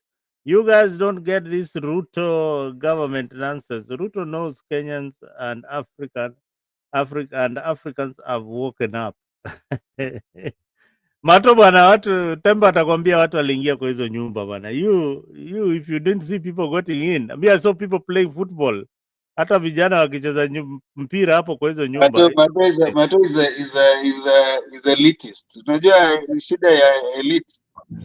Shida ya watu ambao ni elites, they don't understand some things. They keep on saying, oh, Ruto government, Ruto government. They are not going to lock up wananchi. No, I always say that Waswahili wanasema mganga mpe haki yake na nini what? No, mganga muwe na haki mpe. Muwe bwana. Kiswahili itakuwa bwana. Sasa bwana Ruto, kuna hizo mambo ya manyumba, it's a big thing Mato, it's a big thing. Kama ulikuwa unatoka kwa slums na unapatiwa nyumba iko na shower na iko na choo ndani, unaweza flush for the first time. Hey, that is a big plus. Huyo mtu hawezi mtoa kwa Ruto, hata umletee propaganda gani. But you see now, the thing is just the way Themba has said, the opposition are not having a clear message that can entice the people of Kenya. They don't have a very clear message that they can woo the people of Kenya to their direction. That is the problem. So Ruto is winning on the messaging part. Yes, right now amekuja na Singapore. Yeah, Singapore. The other time alikuja na bottom up. We all said, hey, bottom up sijui nini. But bottom up Mzalendo.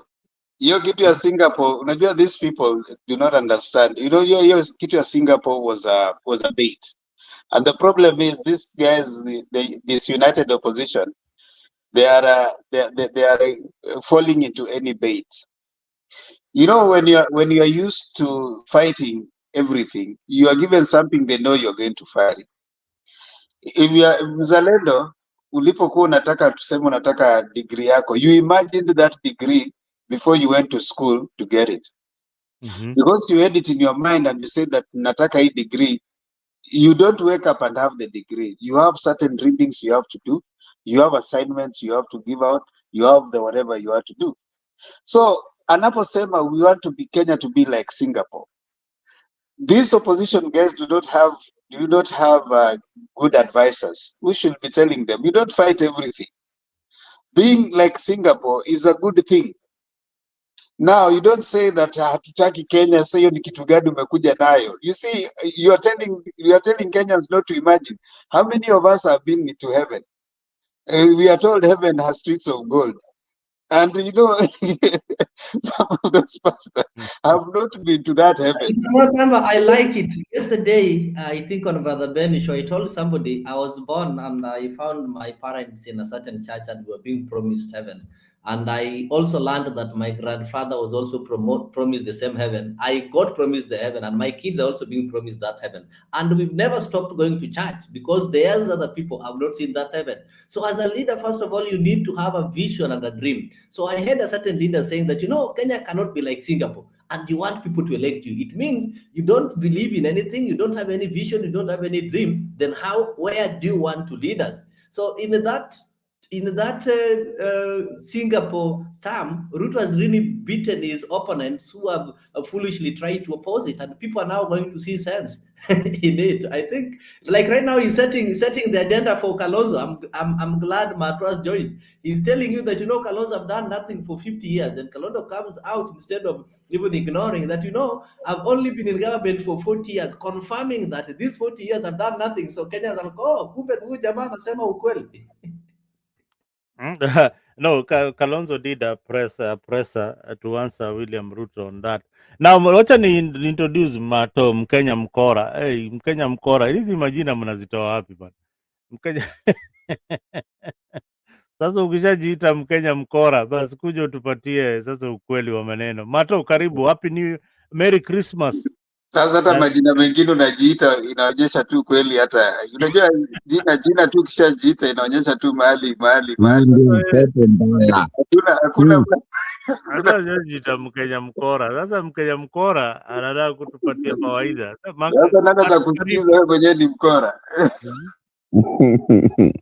Me, mostly, first of all, nimekam kwanza kuambia Merry Christmas and a Happy New Year. And then kuna topic nasikia, it's been a long time since we've been actually in a, in a show together. I mean, we come from far. So thank you so much. Themba, it's good to see you, Mzalendo, kila mtu yani. It's just nice. But lakini kuna topic twingine hapa hivi mnaongelelea na shindwa. Wacha kwanza nianzie huko hivyo kwa kifunguo. Kifunguo ya hii kifunguo yenye nimetoka kuweka hapo hivyo ukaweka Mzalendo. You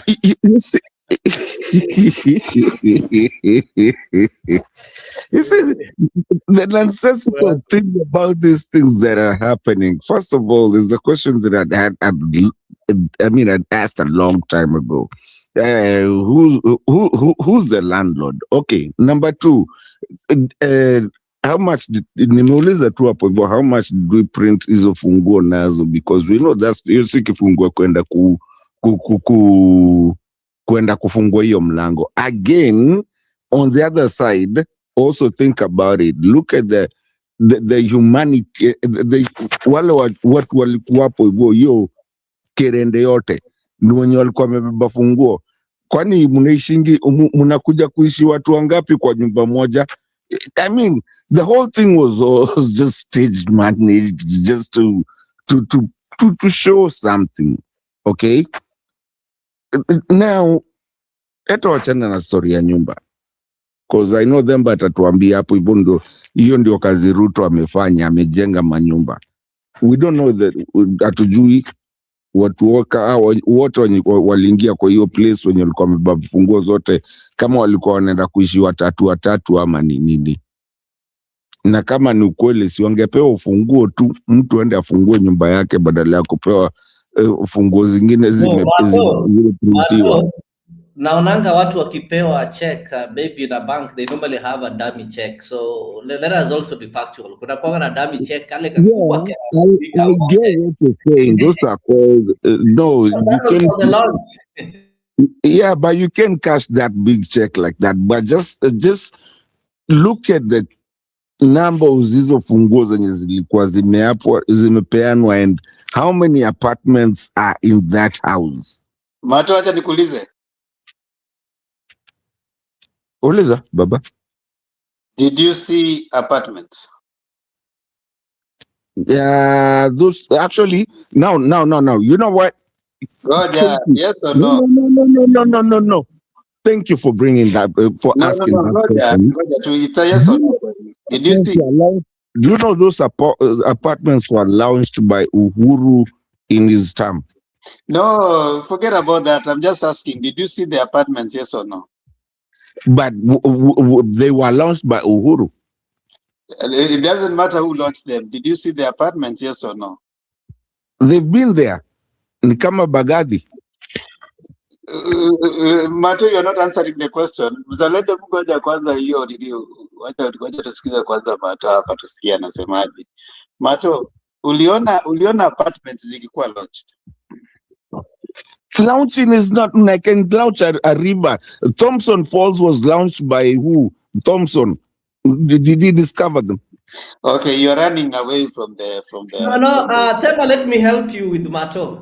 Mato, I've told you launching a problem is again fumbling and telling you they were launched by Uhuru. I just want to play for him a video. Then I'll get maybe his view on the same. I don't know if I'll be able to do it. Here, you have Yes. the video? I'll play one. I don't know if it will be able to play. I'm sorry. It's for my page.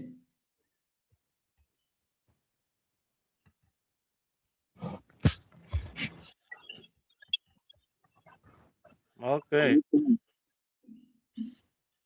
Of relief and new beginnings for residents of Bukuru. This after President William Ruto officially handed over beneficiaries of Phase 2 of the Mukuru Affordable Housing Project, part of a wider development where more than 44,000 housing units have now been launched. The handover marks a turning point for families who've lived in informal settlements for decades and renewed hope for those still waiting. Is NTV's Susan Waweru with the details. For years, the lives of Mukuru residents have been defined by improvised tiny iron sheet houses squeezed together, open sewage, and the constant fear that everything could be lost overnight to fire, floods, or eviction. But now, for a good number of them, all this is bygones. From a tin house where at the end of the day you don't sit in the house because it is too hot during the day, it is too cold in the night, to a place where I can light a stove and just do my cooking and everything is okay. With that amount of money, I am a very happy man today. This after President William Ruto officially handed over 4,000 affordable houses. This being the second phase after handing over 1,000 houses in May this year. Wale wananchi wamekuja hapa. Welcome to dignity. Welcome to a new life. For parents, the change is immediate. Clean water, private bathrooms, and a sense of safety that was never guaranteed in the slums. Moto uliwaka mahali nilikuwa naishi. Hakuna mahali zimamoto inaweza ingililia izime hiyo moto. So zile nyumba zilikuwa pale zote zilichomeka. Hapa niko na kitanda yangu, msichana wangu analala juu, mimi nalala chini, na hiyo maisha pale sikuwa nayo. When I come here and I have all these pavements, I have everything set in a very good environment. I want my kids to be here. After years of uncertainty, permanence now replaces survival. No sudden evictions and no smoke-filled rooms. Shida kubwa iko pale kwa sababu landlord tarehe yake ikifika kulipa nyumba, ashafika kwa mlango akubishie. Hii nyumba lipa 100, lipa 200, lipa 500 umalize. Hakuna mtu atakuja kusimamia kwa mlango. The government says the houses are allocated through affordable housing program, targeting low-income earners who earn less than 20,000 shillings, with more units expected as demand continues to rise. Those people are given the first right to come in and to move out. They're facilitated for a period as the construction comes up, and then they're given the first right to come and occupy these units once they're ready. The government says the Mukuru project signals a shift in how informal settlements are being reimagined, not as temporary spaces, but as part of long-term urban planning. Hapa tutarudi tena mpaka tufikishe haya manyumba yote 14,000 tutawapatia ndugu zetu wa Kenya waweze kuishi. Na mkileta watoto wenu primary. Haya. I also have to agree that I'm one of the people who are opposed to this affordable housing. I did not believe it would be a life-changing. And recently, apart from this video, I was looking at some small kids playing football along these new houses, and I was like, what do you think the parents of these kids are going to do when it comes to 2027 elections? I was in wale wazazi wametoka, those people who stayed in slums. You know, me, I went to high school in Madare, and I would cross over from Gomongo, that is those sides of Babadogo, walk to Riverside, cross that Karibangi Road, then go to Madare North Area 1, just for high school, daily. And we could hardly get a place to play. Kama ni kucheza ungeenda pale Korokocho, which Korokocho pia, you will not go with a phone or a watch or maybe anything on your neck. It will be gone. So it was really stressed. So I saw them playing comfortable, and I said, like, these people, the two-term for William Ruto is not going to be about what people are going to tell them. It is written in their hearts. They'll definitely communicate, and we have to agree. Those people, their lives have changed. Na pia kuna wale wamefanya kwa hizi mijengo. We've seen them. And if you may have met some of them physically, even the ones in Homa Bay, there's nothing you can tell these guys that, you know, hii mambo ya affordable housing, Kenyans are being overtaxed and what. With them, what they know hii affordable housing ilifanya mimi nilikuwa natengenezaga dirisha nauzia watu 2000 and within 4 years hakuna mtu amejenga kwa hii kijiji yetu Homa Bay, na with the affordable housing I was able to make windows na doors nikapata cheki 1500 once, kitu sijawahi guza. Those are some of the facts that you also have to consider when you are trying to fight William Ruto. Mato, Yeah. alafu Mato, najua argument yako, you're not the first one. Yesu vile alikuja hapa akaenda akaingia kwa nyumba ya prostitutes. Was it not? There's a prostitute who came and washed his feet na nini na some mafuta. Of course kuna watu kama kina Mato aliingiaje hapo? Huyo mtu alikubaliaje huyo mtu amwoshe miguu na hiyo mafuta? Hiyo mafuta ni Yesu. So there are people who will have academic arguments around things that are touching people. And even this guy anaitwa nani? Zacchaeus akashuka, he was a master tax collector. Then he comes down, Jesus tells him, you come down today, I'm going to be your visitor. The Sanhedrins, the people who thought that they knew everything, could have been like, this guy has been robbing us all this time. How can Jesus go to his house? And then the final example I want to give you is the Samaritan woman who went to, it wasn't not the Samaritan woman, the person who was caught in the act, the lady who was caught in the act and was taken to Jesus. And then Jesus said, even me, I forgive you. You know, people must have wondered. So elitist arguments are always there in these things that they have been documented in the Bible. We expect that right now, yes. So see, Mato's argument is, oh, the key was fake. Oh, this one was not the Uru. Right now, do you think that's the narrative? Now, those are the evidences that this disunited opposition is receiving from people, that you go and attack the key. You go and attack the launching. You go and say that it's Uhuru who launched this a certain year. You go and attack the amount, the source of funds, and such kind of story. So you know, it's so displaced attacks that will not carry anything. Look at the stories that are being told there. Those are the stories that will win the narrative. If your united opposition are serious about winning this, they must be sitting somewhere to come up with alternative facts and alternative agenda. But if it's going to be what Mato is saying here, you are fighting all the key, yes, G was B, what, my friend, there's a lot of catching up to do. I think Temba, you and Mato must agree that there's one mistake that we did when we were campaigning for Azimio that I normally sometimes sit down back and regret. You know, we kept on fighting the term hustler and bottom up. Little did we know that the more we kept on fighting this hustler, then we were making the hustler narrative or the hustler thing to sink deep inside people's heart who did not even understand the meaning of hustler. And these guys, whenever we kept on fighting hustler ni wawezi, these people will go to people and tell them, you see, watu wanawadharau, wanawaita wezi, hustler tu ni maskini, you see. So that is what is happening with this kind of people right now. So hustler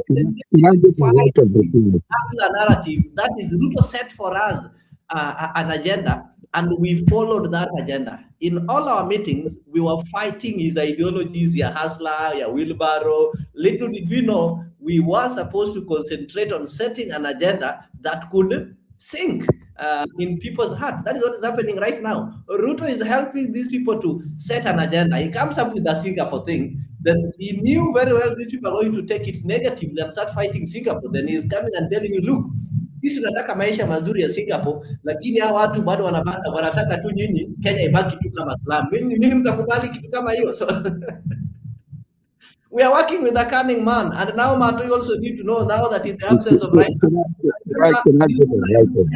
you're able to sustain opposition. Leo, allow me Mato to respond.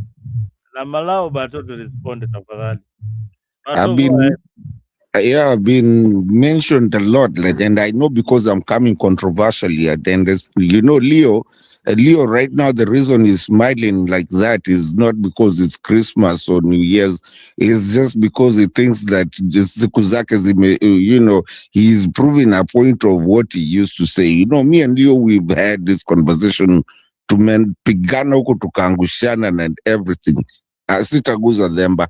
Now, that video that he just played, actually imemwaribia, because how many people fit in one apartment? And did you see how many people are standing on that on those is a balcony? How many people fit in an apartment? I believe it's your wife, you, and your kids. But did you see how the apartments wameja huko hivyo? So basically, what I was trying to say, it's a PR move for him. Wacha bwana. You are even saying how elitist you are. Have you been to slums and you see how many people stay in one room? Play it. It's there.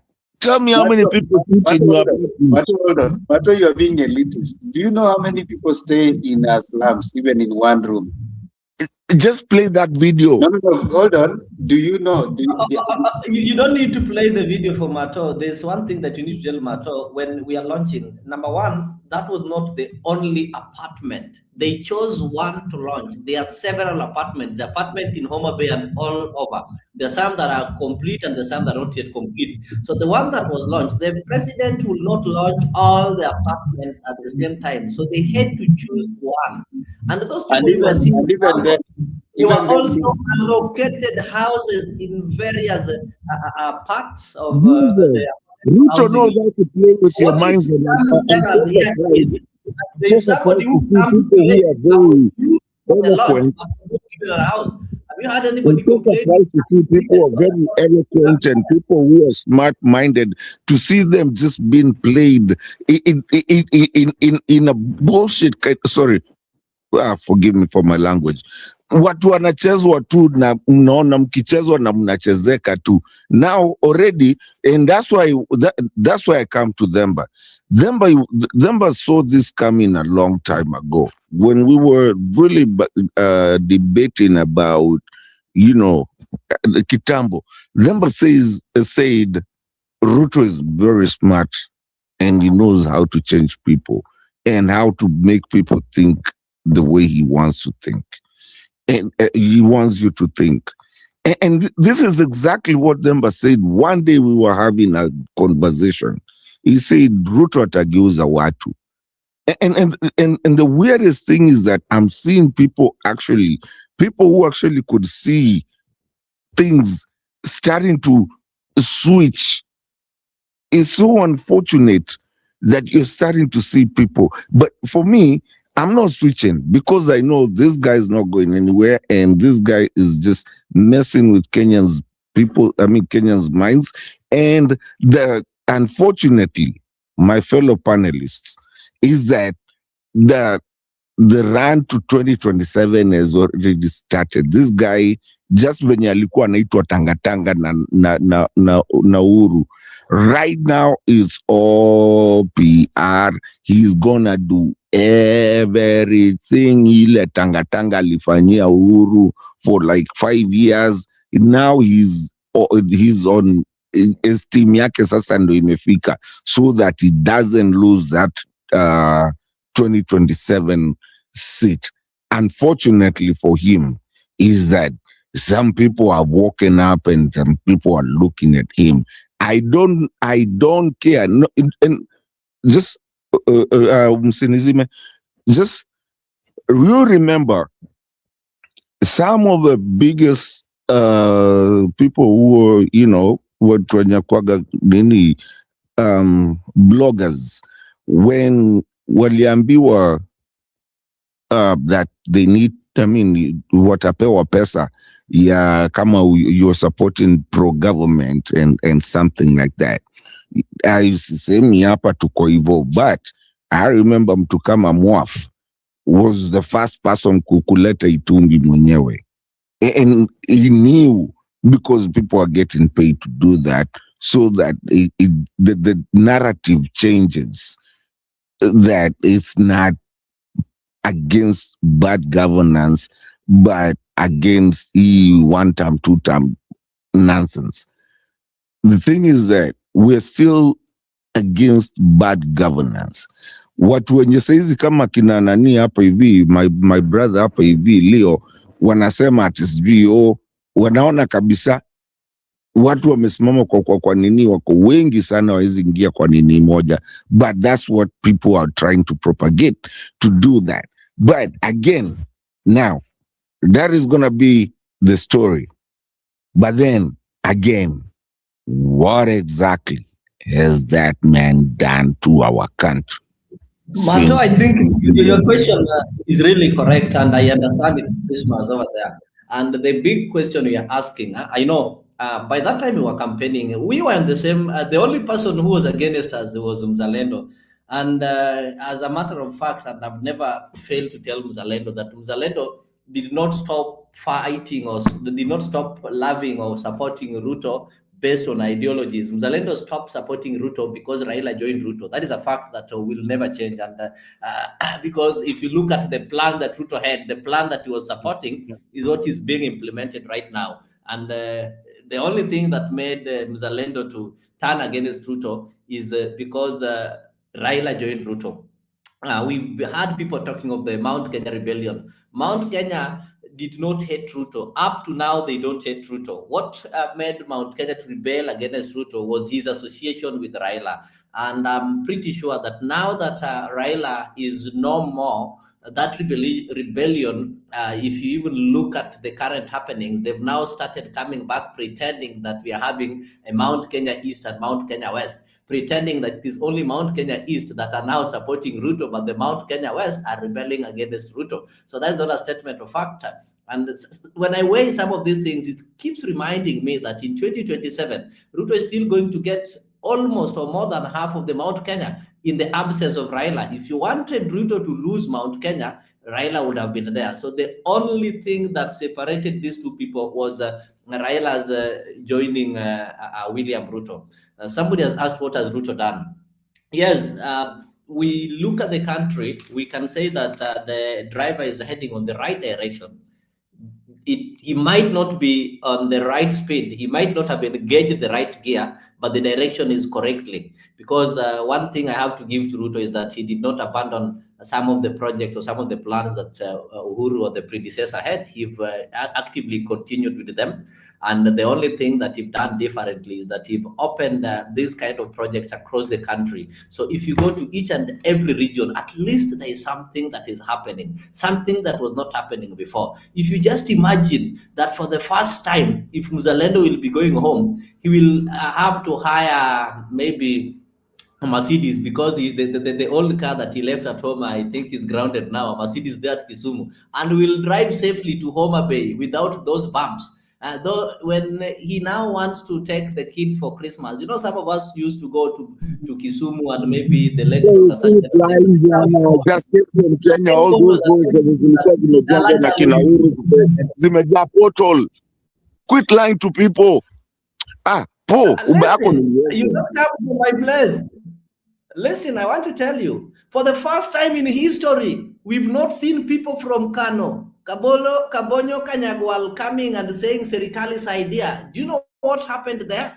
I think you're not aware. For the first time in history, I'm seeing an 80-year-old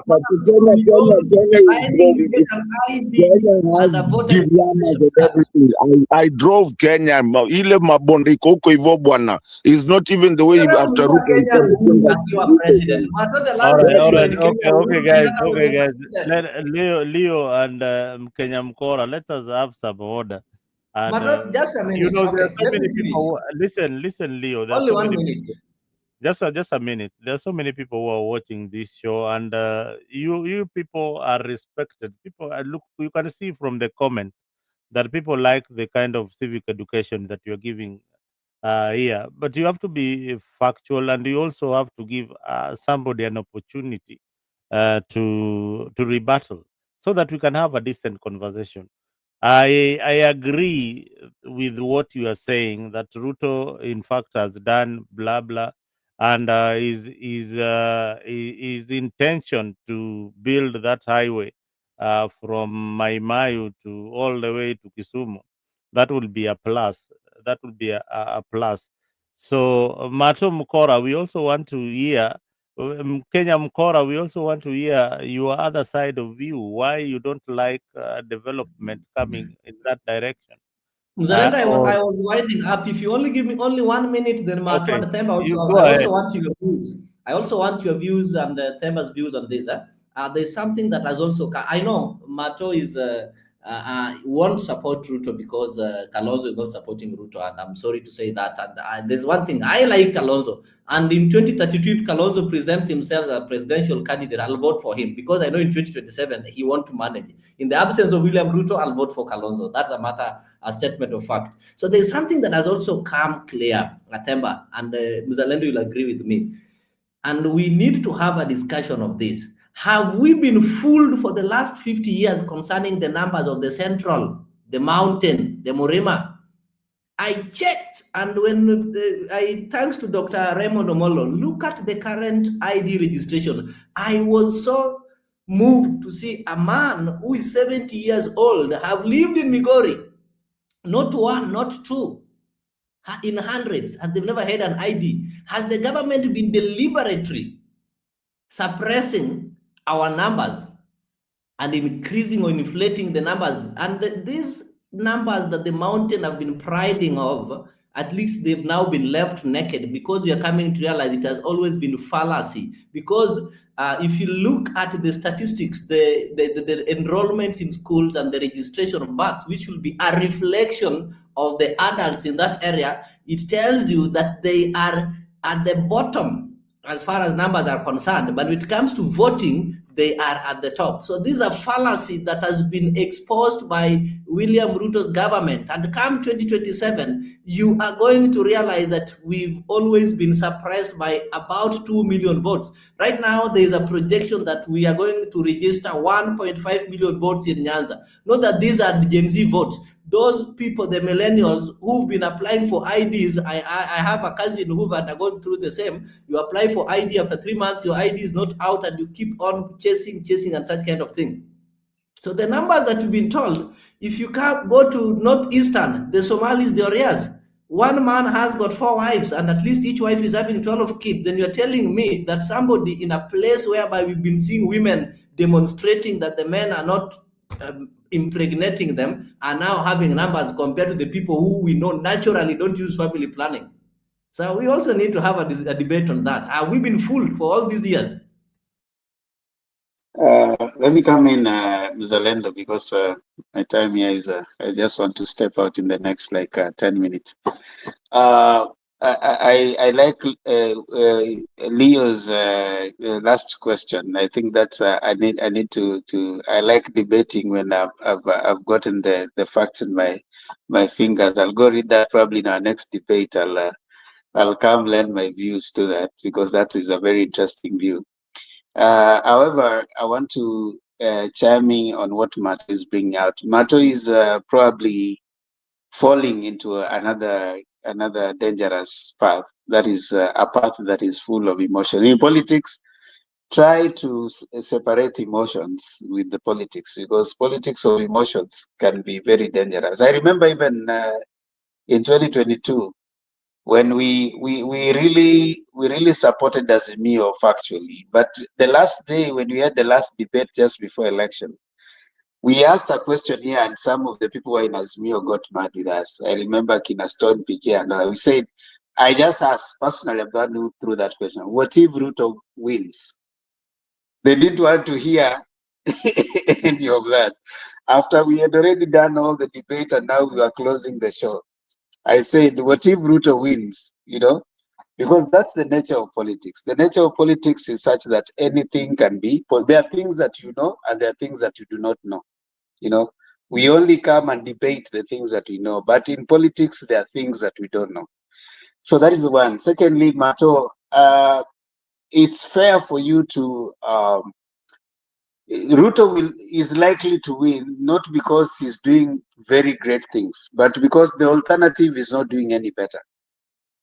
there's no alternative argument that is beating even the worst argument that is there. You know, if for example the worst argument is launching the houses, then bring a better argument that people can look at. What is it that is comparing to that argument of launching the houses that the opposition has brought about? Okay, the worst argument is, let's say, Singapore. What has the opposition done that is the alternative that can replace that particular argument? So it is not that Ruto is giving worst. What is the alternative? People will not vote. People do not go to vote against a government. They go and vote for a particular argument that wins against what the government is. So you cannot just say Ruto is assuming you are right that Ruto is hoodwinking people, but he is hoodwinking the voters themselves. Someone who is going to talk about him having not to chase bathrooms, accessing water, not having to worry about safety. What will you tell such a person? You cannot tell such a person that this president is bad. So, Mato, your argument is very plausible, but to elitists, people who can access media like us, who can be able to talk. Now that argument will hold the water. I mean, you are going to sell that, but that is not what brings in the vote. It's time that the united opposition, if they are thinking of ever getting Ruto out of power, to go back to the drawing board and seize one term is not an agenda. Saying that Singapore is bad is not an agenda. Saying that all these houses are being launched, politics is about perception. And if people perceive that you're working for them, even if you're not working, they perceive that way, they're going to vote for you. So I want to ask Mato, separate your emotions. Unlike Leo, I think I don't really like Kalonzo because I don't think he's serious. I don't think he's a serious candidate because of even the responses. Leo, the other day, you coming to say that Ruto got it was not 50, it is 40. I mean, what's the difference between 40 and 50? The question then you are saying, you go ahead and say. He's not serious. Kalonzo wants to become the president, and he wants to be supported by somebody called Gachagua. And the person who moved the motion to impeach Gachagua comes from his backyard, and he's never even taken a single day to condemn that person. And he thinks that Gachagua is going to happily hand over the presidency to him. Not serious at all. If that one happens in Kisumu, Mwenge Mutisi will not even be stepping in Ukambani to show that at least the person who needs your support is serious in protecting you. Leo, you say you like Kalonzo. I don't like Kalonzo. Kalonzo doesn't look like a serious candidate. He doesn't want to be a president. Because how do you start walking around with Gachagua? Someone who will speak this way and then speak another way. It doesn't look like someone who is serious. Can I jump in before them, but leaves? Yeah. Actually, I'm leaving in the next 5 minutes. Yeah. You are on something, yeah? First of all, me, please, Themba and Nalio, mwachange kuni associate na Kalonzo. I am not in that area. I'm not in the area of Kalonzo, okay? I'm in the area of good governance. Now, there's something that I want to answer both of you. Number one, let me start with Themba. Themba, it's true that what you're saying is true, but you're lacking something. You're talking about numbers, and I think this goes to both of you. Numbers and the political, what did you call it? Just perception, the perception. But then you're forgetting something. People are done with having a perception. People do not want to see this perception because it's been so outrightly put out there that you're going to vote according to perception. People do not want to this perception thing, and what politicians and even and that's why we're seeing even the politicians that have been there, the career politicians, they've worked on that perception. This includes to where you're finding goons or someone that can go and mobilize people to come and boo someone, someone in a church, just to create a perception. We're done with that kind of politics. And we're done with the politics. If we have to say we don't want to do politics, we want leadership. We don't, because everybody. Mato, maybe just a point of information as far as perception, because what you're explaining is not perception. Perception is a strong belief in something. For example, the leadership that you're talking of is also a perception. So how do people perceive? Perception means it might not be true, but people think that that is the right thing. So this perception is normally developed through a narrative. Like say right now, Ruto has created a narrative of Singapore. So how do people see Singapore? How do they perceive Singapore? We might not be heading to Singapore, but we might have a belief that Singapore is a good thing. That is what we call perception. Perception, we believe that Raila stood for democracy, despite the fact that people like Muzalendo, who worked close to Raila, had a contrary maybe opinion. We've those people who knew that Raila would not stand for democracy and such kind of things, but majority believe that Raila stood for democracy. That is what we call perception. That is what wins election worldwide. The election is won on perception. How did Trump win? People perceive that Trump is going to bring back that greatness, the real American. That is why he managed to beat the opponent. So you get it. I get what you're saying, but this is being overtaken by the new generation and people like me included, that really, and I cannot be here saying Mzalendo is white just because there's a perception of Mzalendo is white, that have created that perception. Nimpake mafuta akai white. And then now I say, that's the perception. That's where we need to go. It's just nonsensical, because it goes across. I mean, it goes against the logic of your brain and against what exactly is real. It's kind of like giving me a white cap and then I tell you that's a black cap or it's a blue cap.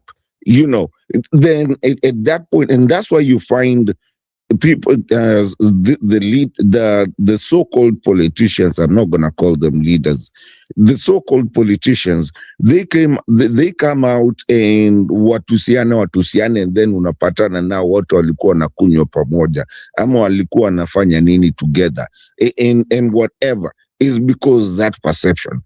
We don't need perception, we need public service. I've said this a long time ago.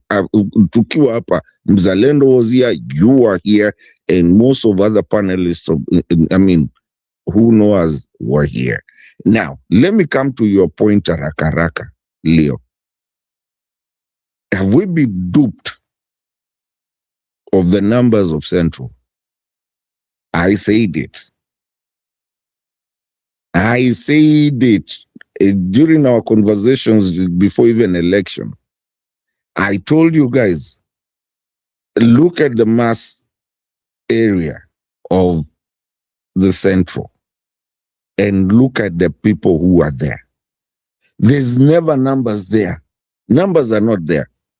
And I gave you guys a good example. I'm not saying just because I come from this area, but I gave you Kitui, Machakos, Makueni, which extends to Mariakani into Mombasa. mkasema ilikuwa ni hiyo ni landmass tu, amko watu wako wengi. Okay, I came back and I went to the north, Samburu.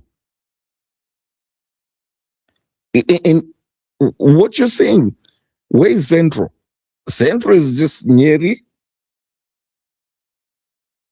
Na ukitoka Nyeri, tafadhali usiniambie hapo ukianza kukaribia Nairobi hapo ni Wakikuyu, because that's metro kabisa. So yes, to your numbers, the reason you're finding them that numbers, and I like that you went statistical on this one. Yes, we've been duped. There's never no numbers. Numbers in Central do not counter. What actually happens is that's the easy. You remember Tharaka Nithi, both of you. The story of Tharaka Nithi, where votes were not coming and everything, and then all of a sudden they came and they were more than the registered voters. That debacle. There's never been anything around that area. That has been some exaggerated nonsense by the politicians to just show that they got votes. Most of the politicians are not voted in. Mostly, 80% of the politicians, even the ones sitting today, they are not voted in.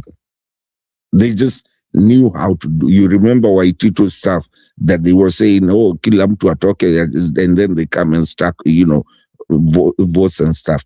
And that's what we are trying to say. We are saying right now, we are not talking about the economics or the psychological kind of whatever does by politicians. Unasikia gati, sometimes even they even say, politics ni politics, yengine nyenye endeni mkae huko chini.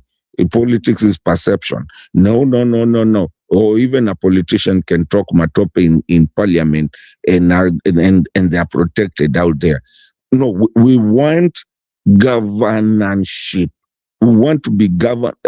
Whoever is going, public service, we want to be. Bro, I was talking to someone yesterday, nikamuuliza, where do you live? Akaniambia Missouri. Nikamuuliza, who's your governor? Akaniambia ajui. Because it's nobody knows. These guys, they don't even do public, what do you call it?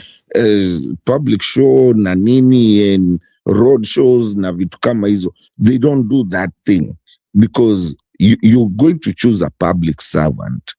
If you're going to your mayor, but then I even asked the guy, who's your mayor? I don't know. Because where's the mayor's office? I know where it's at.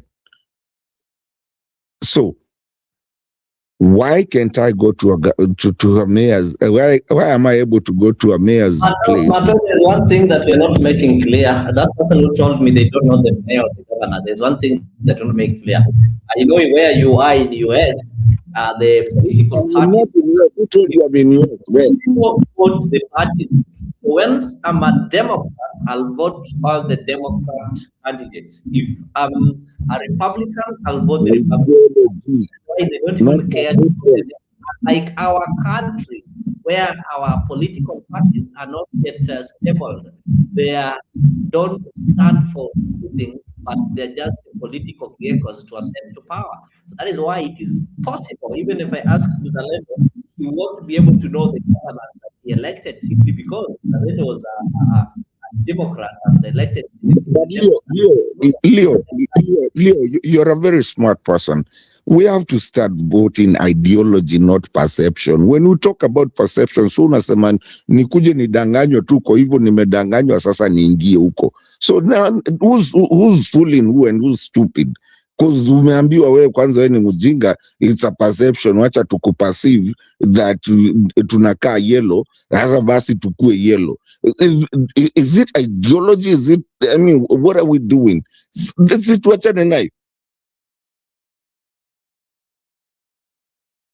I mean, you can call me a fool and tell me because I've perceived you to be a fool, then you need to act like a fool.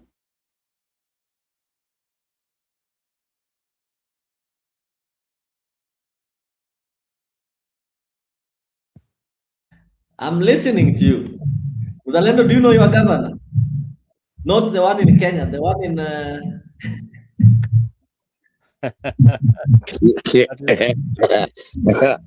Acha atafute. And why? I know you voted the political party. So there's a big difference between. That is why we need to build the institutions of the party. But if you keep on defecting to the parties once we lose nominations, then we cannot build strong parties to the level of the ones you're having, whereby I won't care who is elected as long as this person is elected on the Republican Party, and I know the policies of Republican Gavana Party. wangu, unajua gavana wangu ameshinda tu election the other day. She's taking office next year January. Anaitwa Abigail Pamingapaga. Ana jina ingine. Na meya wako? But the most people voted him because of the party that he associated with. Ati una meya? Mimi sijajua meya wangu anaitwa nani. Meya wangu ni nani? Leo. But we voted, eh?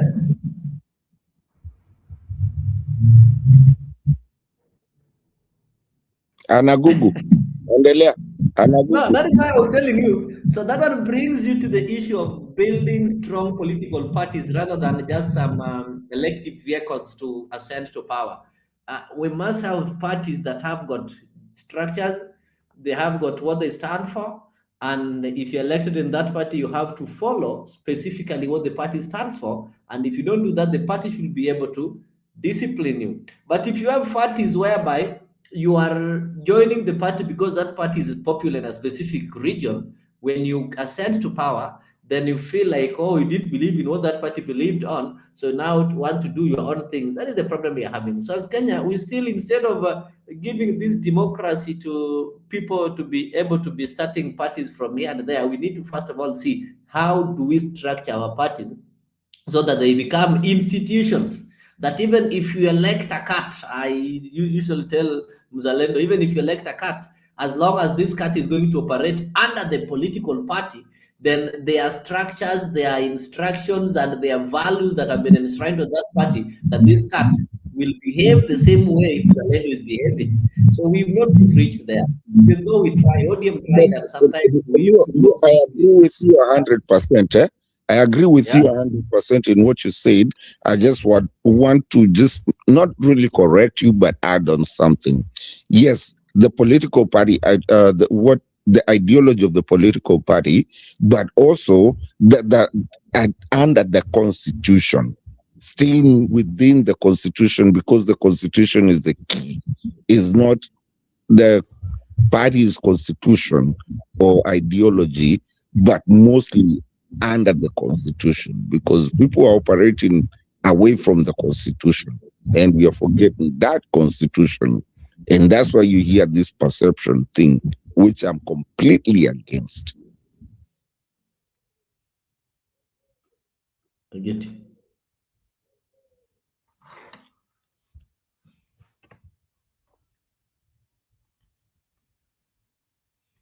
Yani you've come to perception. Me, I'm telling you, keep listening to me. I'll give you direction of where this country is going.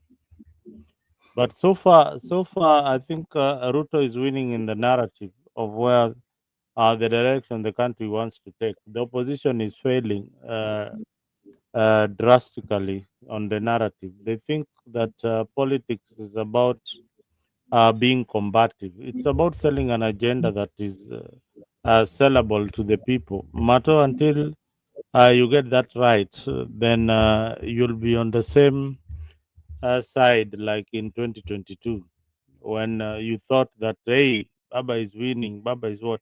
And you can also imagine that William Ruto beat the system, beat Raila Odinga, and he didn't have even ODM, people like Leon on his side, but he still managed to win. So with or without even ODM, William Ruto is still going to win the elections.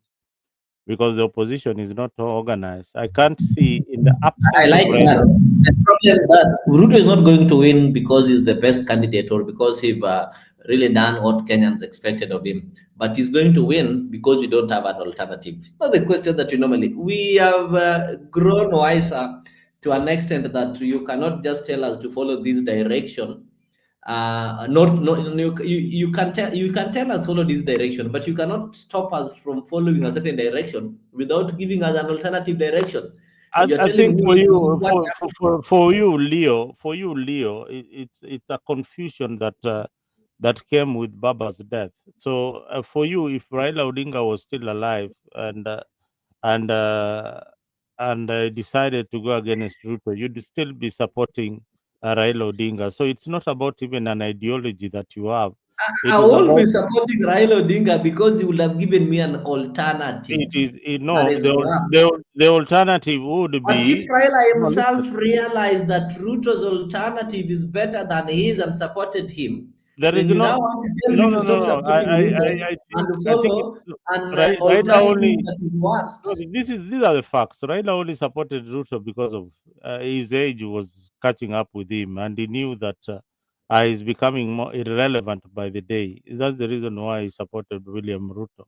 There was no way that he was going to vie in No, 2027. no, Raila had goofed, and if you hear He had to already blundered, you know. he blundered with the Gen Z movement. He blundered with it, moving into Ruto's. I mean, trying to do this blood-based And nonsense. the handshake messed him up. And all along, he had been trying to come out of the handshake, but there was no way to come out. He had already messed up, you know. Yeah, So he moved up with that. But now, the thing is that you have to look at this, and both of you guys, I'm telling you to look at this. There's no more Raila. So whoever, and people don't like Ruto at all. Now, whoever is gonna run, I hear Leo's I mean side of thinking, and even you Mzalendo, that we really don't know. Even when you ask yourself, we don't know if it's Matiangi, we don't know if it's who, we don't know if it's whatever. But remember, there's a thing that was going on at the time before Raila goofed, where people were saying, even a mosquito, we will give a mosquito that, our votes, just something, not what we have. Now, what I'm trying to say here is that I feel bad, and I feel bad for Ruto, because should he lose and try to steal election like they're used to, there will be no one to shake hands. I don't believe the people who are going to run this time, there will be anybody willing to shake any hand with anyone. I think it will just kanuke. Assume, yeah, hakuna mtu wa kushake hand. We don't have that soft baba guy now anymore. Saizi kanuke. And that's why I'm warning people. I think you're trying to overrate the current politicians. That Raila Mpole is the Raila that was bringing the Kunuka. So without Raila, there is no Mpole and there is no Kunuka. So who do you think is going to challenge Ruto's president, even if he reads? Let us see if he reads. Do you remember what happened with Gen Zs? There's nobody who can do that pumped Gen Zs. Do you remember? Mato, can I say something? This is what we are missing. Everybody else who is in the opposition and talking about politics, the only credible challenge that William Ruto can get in 2027 is the opposition having a clear plan of how they can work with the young people. That is the Gen Zs, those people who stormed in parliament the other day. But so long as they don't have a clear plan and pattern, the way the formation is right now and the tribal metrics that are in Kenya, Ruto already has penetrated in most of these tribes, like in, where Leo comes from. Even if he decides to go the other way around and be in the opposition, a good number of his brothers and sisters will still support William But Ruto. Mzalendo, you're getting it wrong. First of all, Ruto is not Ruto is his own enemy. That's why people are talking about even a mosquito. They didn't care who he was gonna be. Ruto is his own enemy. No one have you walked around and asked people? And even I was in Kenya just the other day. I was asking people, Ruto, utapigia Ruto hapa na mtu mwingine hata isikue Ruto. Yani Ruto is his own worst enemy. So anyone that goes against Ruto will get it. But Not Zalendo, Mato. Mato, I think you are still living in denial. Mato, we were with you. We were with people like Gaucho, and you'll agree with me that the Gaucho that we were with in Eastland and the Gaucho that we are having today is different. Gaucho ni best yake. Just listen, let me finish my point. Gaucho now, Mato, we played in the same mchanga. And the fact that I and Mato decided not to maybe join politics in that way that Gaucho did, that is why we became differently. We were with, you saw this young man called Samuel during the Gen Z things. And if you people were wise enough, you'll be able to learn that there is this thing, these fallacies that are taking of Gen Z, what people type on the Facebook and on internet, and what they tell you and the action they make are different. There is no political identity in our political context that is called the Gen Z identity. It has never been there and it will never be there. The political identities that we are having are the tribes. Every community in this Kenya has got a Gen Z. Every political party in this country have got a Gen Z. They will make noise together on the streets. They will make noise together on the social media platforms. But when they go back home, they go back to default. What is my political identity? And don't be shocked. Those people who hope that there are going to be some difference in the voter, maybe pattern based on the age group, those people are living in denial and they are going to wake up when it is it's long gone. When we go to elections in 2027, like any other election, every Gen Z will get back to their voter identity. And as a matter of fact, the Gen Zs are not even registering for voting. So our voter register is not likely to change in 2027. And if it will change, it will not change more than 2%. Look at the people who are registering currently. The voter registration is going on. The Gen Zs have registered less than 1%. It is good that IBC is making this thing clear so that when we come there, what we need to know that the Gen Zs have failed to turn their social media prowess into voting tool. People want to be able to vote on the TikTok. People want to be able to do such. Those people you are seeing on the streets were not there agitating for anything. They were there creating content to earn some TikTok and YouTube views. And once they're done with that, you'll not see them. There's a certain woman in my village who said, yeye mali Raila alimwacha. I think I would play that video, but it is in a Luo. Akasema, mimi sitatoka mali Raila ameniacha. Na ni sisi watu kama mimi at her age who votes. Akasema wewe kijana utapelekwa kufanya kazi Kisumu, utapelekwa kufanya kazi huko Nairobi, na saa hizo umekuwa registered voter Siaya. But for me, I will remain here and I will vote the way I've been voting. And when I was a youth, you are so wrong. This is a kind of. I have a question for you. I'm not wrong. What I'm speaking is what is there on the ground. No, you are not. What are we doing here right now? We had the by-election. We did not see the Gen Z effect, number one. We're having voter registration. They had no interest. They had no when interest. Are they going to register as voters? Do you only have Gen Z in Nairobi? I have a question. No, The So guy who was elected, was he young or an old man? Who?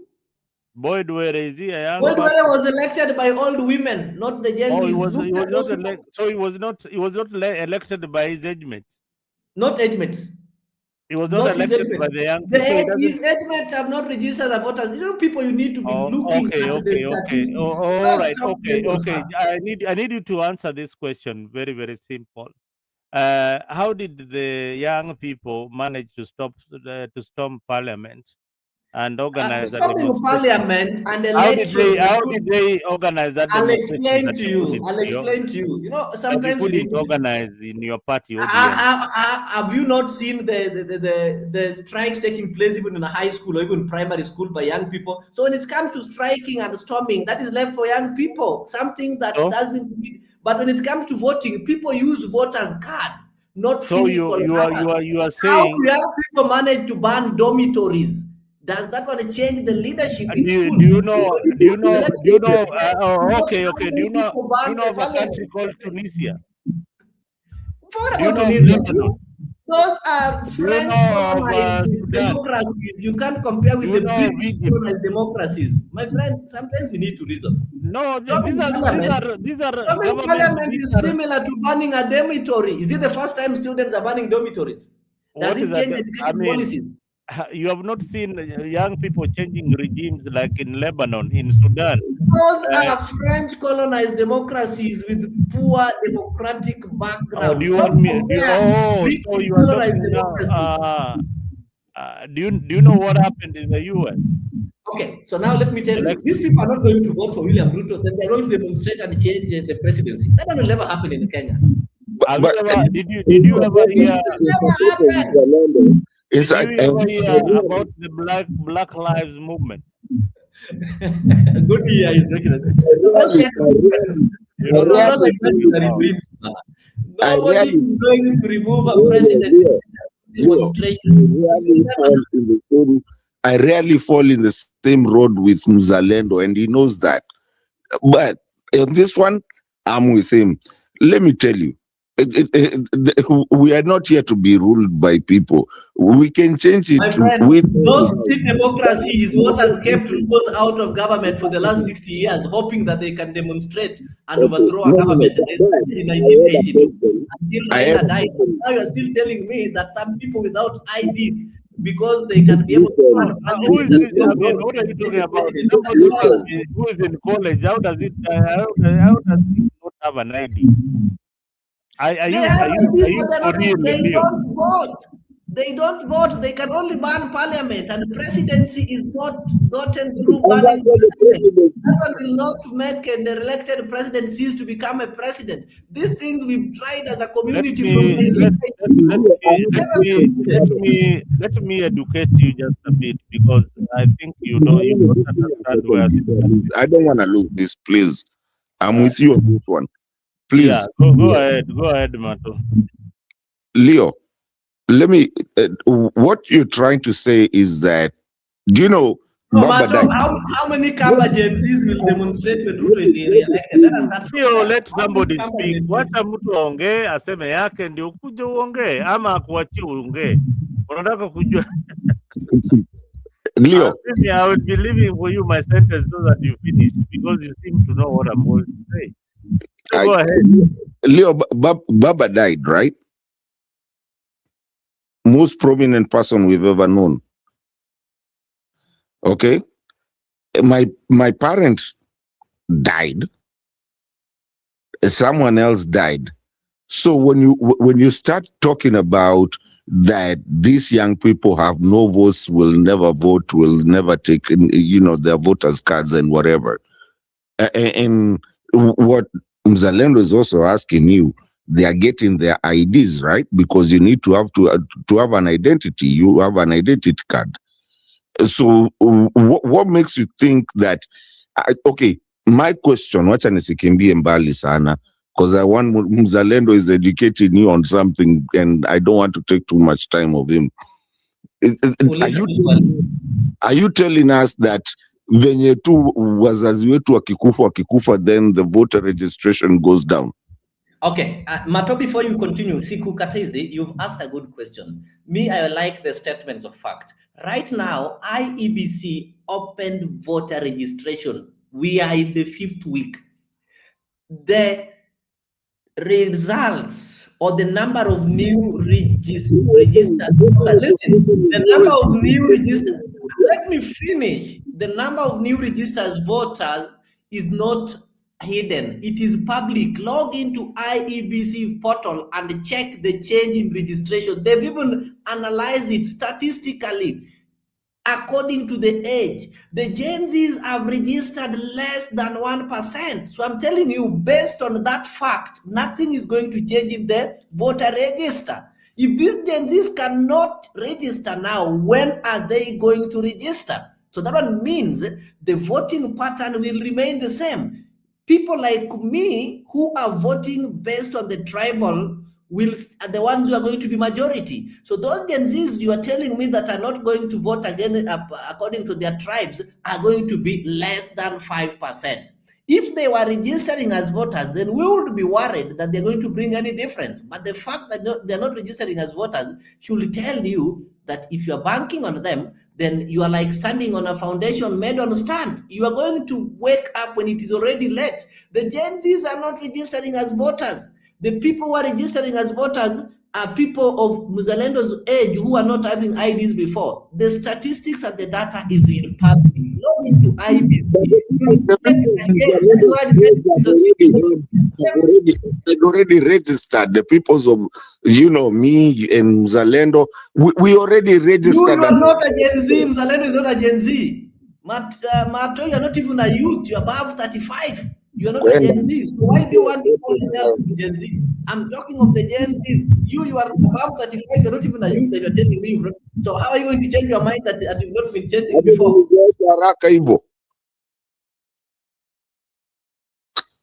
Mzalendo, hebu malizana na huyu mtu bwana, ametuambia sisi hata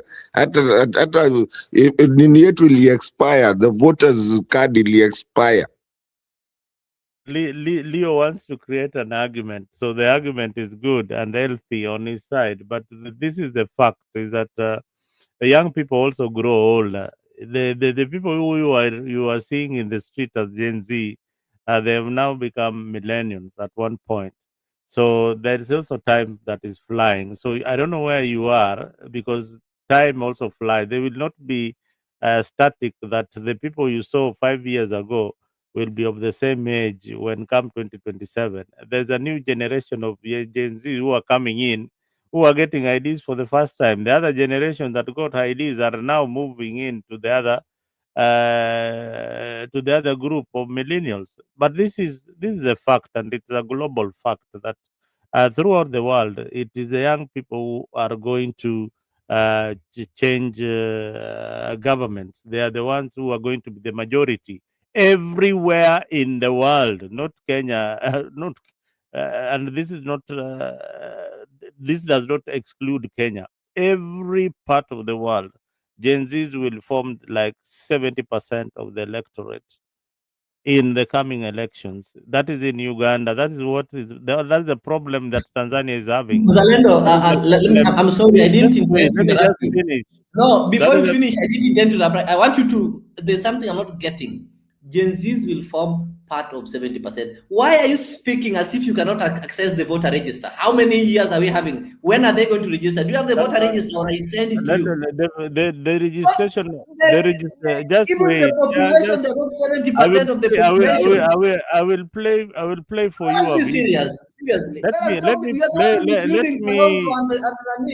I mean, do you want them to go like to go and register tomorrow, or do you want them to register when the register is still open? When do you want them to register? The register is open. We have 5 But weeks. when do you want them to register? So they when will are they register. They will register their own time. When? Why are you giving? Why are they pushing? You are not a Gen Z, so they know their program. They know when they are going to register. I mean, they have got a plan. These guys, when they were organizing them demonstration, were we asking them, when are you going to be on the streets? We kept on asking, then they appear on a different date. They have got a plan. And I'm telling you, this will catch you so off guard that you don't even know what you will do. So they've got a plan as if they're the ones who are holding the voter register, who will The organize voter the day that register they is want to still register. open. It is not Registration closed. is determined by If you are talking IEBC. like You don't this just and sit the and voter say, register has been no, closed, you then don't that's just a go on the different street thing. and say, today we want to be registered. There's a timeline, Mzalendo. Why do we have to behave The as voter register is still open. Why are you in a hurry for them to register? Okay. So they are not That having is an working to urgency. your No, advantage. they You don't should see not even be telling urgency. them No, to listen. register. Mzalendo, look at this fact. To remove the president, you need to be a registered voter. Somebody has got an urgency to remove the president, but doesn't see urgency in registering as a voter. And you think that person is going to make any change? All right, Whoa, to be employed, you need to have a voter's card, and you also need to have an ID. Yeah, you also need to have an ID. So True I or have an false? urgency to remove the president, and I don't These see any guys urgency in have registering. already gone And they even still ahead do and not want to remove created the president. an alternative What do you voting smoke? tallying. They are, yani wewe uko nyuma aje? These Thank you, guys have Mzalendo. already created a software where they are going to vote on their own. They are going to vote for their own. Who tallies? Are they the IEBC? They are going to tally their own These are votes. the things that made us as ODM lose. We used to say we are having a tallying center, a contrary tallying center. Ingine Uhuru ameweka kwa cloud na wapi. This kind of madness ajana nayo. The tallying is with IEBC. ODM No ulikuwa unapiga left, right, center without an ideology. If you still Sasa find that hii, kind of crap, then you guys no, the ODM, you didn't even have a message So for the the Gen Z people. are having their tallying center. They are going to tally whose votes. ODM had a tallying center and they didn't have votes to tally. Whose votes are they going to tally? No, Having a tallying center. ODM did not have any Tallying tallying. system to tally whose votes. ODM did not have any tallying center. But you don't need a tallying Zero. center. You need votes. So why are you telling us they had a tallying center and they didn't have? Ruto had a tallying center. Ruto won the election because he had a tallying center too. Not because he had a tallying center. Ruto won the election because he had the votes, not the tallying center. He had the tallying center, he had the votes, and he had the strategy. In the cloud. So I thought you said the other time that they having a tallying center to go and tally Ruto's votes. Whose votes are they going to tally in this tallying center? Lest we forget, Ruto never won. Sikia Mato ndio huyo amekwambia Ruto never was. Mato was in your camp the other time. Mlikuwa mnasema Ruto never won and mlikuwa mnaenda kwa barabara and you already even set a date on March 15th to storm State House. What happened? Tuligongwa.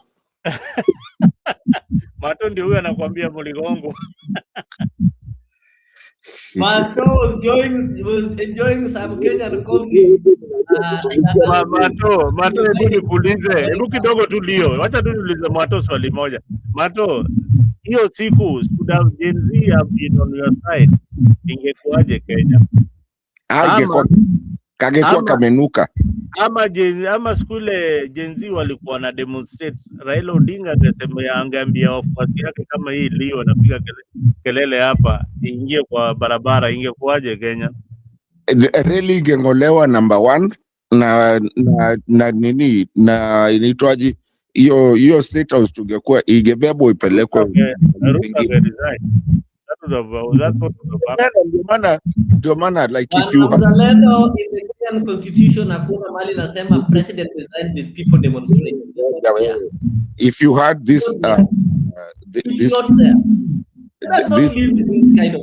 Wewe Raila alikwambiaje? Alikwambia the army was coming into the streets and when the army comes to the city it says one thing.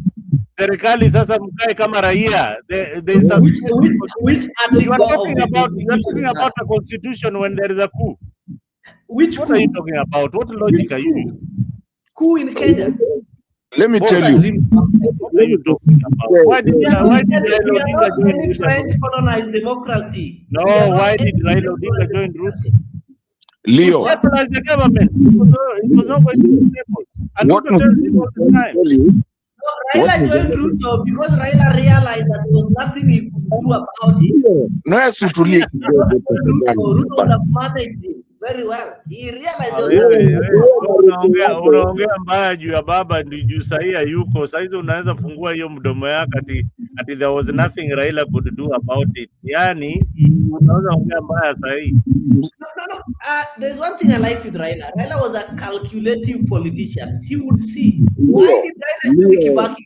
Not that Raila telling Kibaki is what was going to make Kibaki win. Raila realized that Nyachai was going to get nothing. He will not win. Listen to the chance of Kibaki winning was high. Was a smart politician. He jumped and ran ahead of everyone and said Kibaki was not that without Raila Kibaki would not have won. But Raila didn't want to soma. The same way I can there's nothing. All dude was a smart politician. Join him. You can't win them doing that. They knew you want to sit somewhere. Think that somebody who doesn't have a because they can ban state house and ban Omera. What do you say?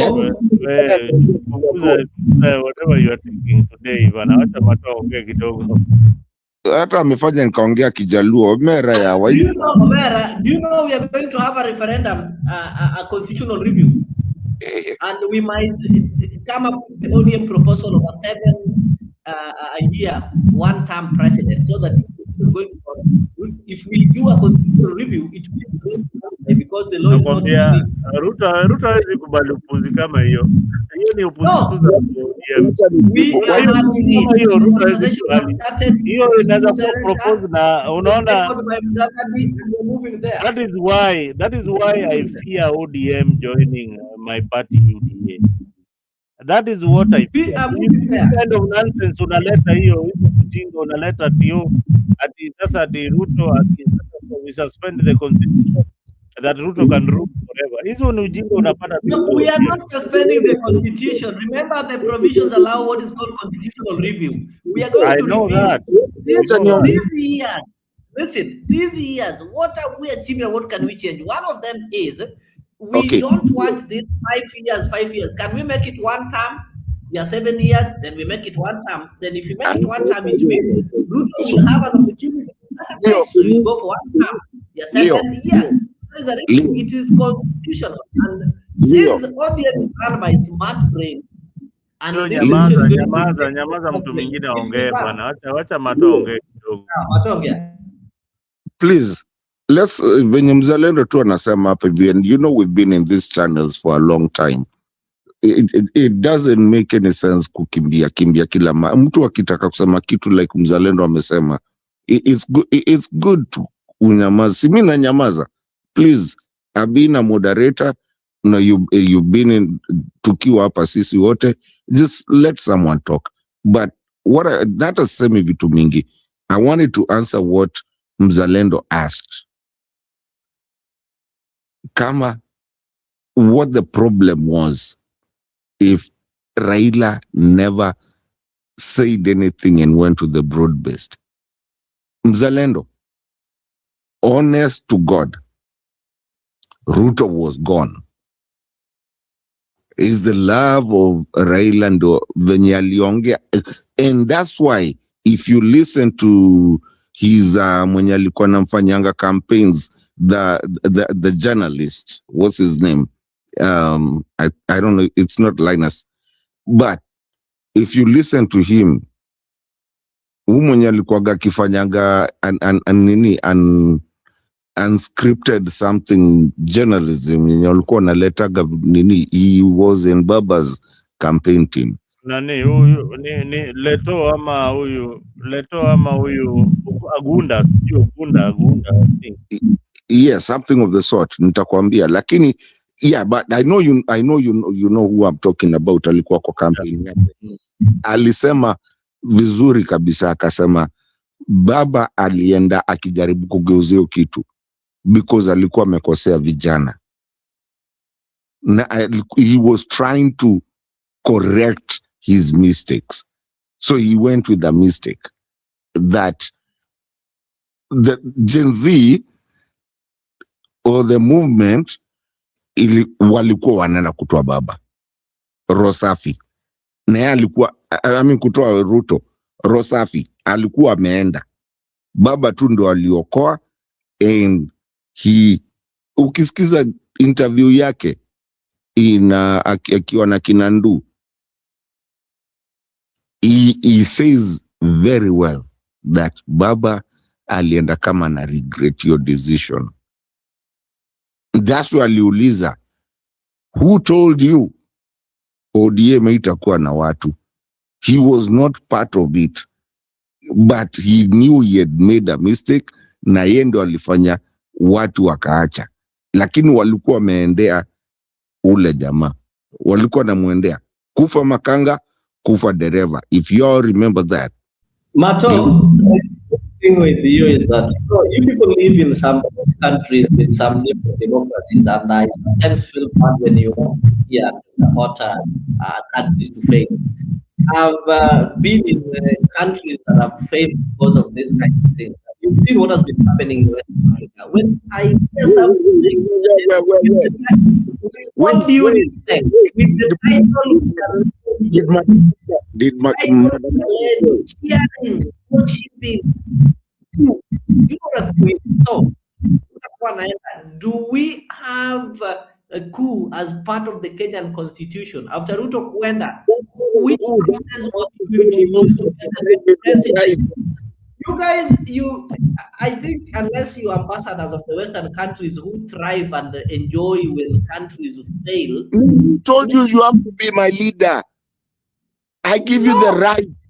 The Constitution, Chapter 6 of the Constitution. Most of the people who are supporting these are people like you, Mato. You're not living in Kenya. And you are the one who is going to bear the greatest risk when your people in Kambani will be suffering there because there's no government, there's disorder. Those people who thrive in disorder are the Western bodies. Talking about you keep on saying you keep, that's your narrative. We know My it. friend, we have learned lessons. Tell me of any country that has had a peaceful coup. Coup and peace are two different things. Traore, Madagascar. Even yours lovely there. You want to know a country with a corporate constitution. A constitution. Don't talk of some French colonized those French colonized people that are still subject to their colonizers. Those are pariah countries or countries that are still the francophones that are still subject to puppet of their colonizers. You want to compare with a democratic country like Kenya? You guys are joking too much. Wait, did Traore get the country from a colonizer? He tries a pup. Those are, I don't know. I don't even know what I need to tell you. When he came in as a coup, did he get it from a colonizer? What have they achieved so far? Huh? Which was the last country to get independence in Africa? You know, Mato, let me just answer Leo's by simply saying, you know, picketing and things, demonstrations, they are in our constitution, and those countries that have liberated have had economic liberations. The people took to the streets and they changed the regimes. It's a normal thing. I am not saying that that is what should happen ideally in a democratic country where there is where we have a government that is elected by the people. So if we have things that are going well in a democratic country, then you don't need us. You don't need you don't need to picket when there is things that are going well. But if things are not going well, that is a provision in the constitution. It's allowed that you can picket, you can demonstrate, and to remove the government of the day. Now, what the constitution does not, what the constitution, our constitution did not address, and so many other constitutions in around the world, Lebanon, Egypt, Tunisia, they never saw a situation whereby the people are revolting against the government. Then what next? The army takes over, then an election is organized. But the fear of Raila Odinga was At And he that said, time, we didn't even have the electoral let me body. So who was finish. going to organize You the will have your elections? time. Let me just finish. The fear of Raila Odinga was so simple that if the army took over the Kenyan government, he didn't know when they will hand over power to the people. That was the greatest fear. So they would rather protect what they have than to allow a military takeover. That was so simple. What don't you understand by that? What don't you understand by that? But you're saying it was wrong. So you wanted us to go to a long way. So everything that those kids were doing, those young people were doing, is correct. It was Everything out that of Raila, ignorance. Don't say it's correct. What they were what do doing you was mean? out of When you were ignorance. carrying sufurias on your head, it was ignorance. When we were carrying sufurias, we were trying to make William What lose were the you next trying when you were carrying sufurias on your head? We wanted him to behave not to leave the office. We wanted him to, what? You were carrying sufurias on the head for what? Because there was something that you wanted the presidency to address. And it is simple. And that's the reason why you are on the streets. And remember, there was a time that ODM was on the street every Monday. And for reforms, they were agitating for reforms. So it is allowed and it is in the constitution. Don't say that people who are picketing are silly. Every other person who has There's been, one thing that you even have to the know. current president, Lydia is echoing the same. even the current, Listen, why it not for Ruto, Raila Odinga would not have been prime minister. What are you talking about? It is the picketing that was happening in Rift Valley that made Raila Odinga the prime minister. But it did not stop Kibaki from becoming the president. So that's No, the but there was a solution. It stopped him. It brought him to There the was table. no solution. It did It not brought stop. him to the table. We had what do you mean? This constitution that we have right now, we came as about because of that, and that is why we are reviewing it. It was to live at a lifetime of about 10 years or something like that. Then we review it and go to our normal setup. So don't say things that we just want to argue to create an argument. No, we want to argue so that we can educate our people, give them right civic education.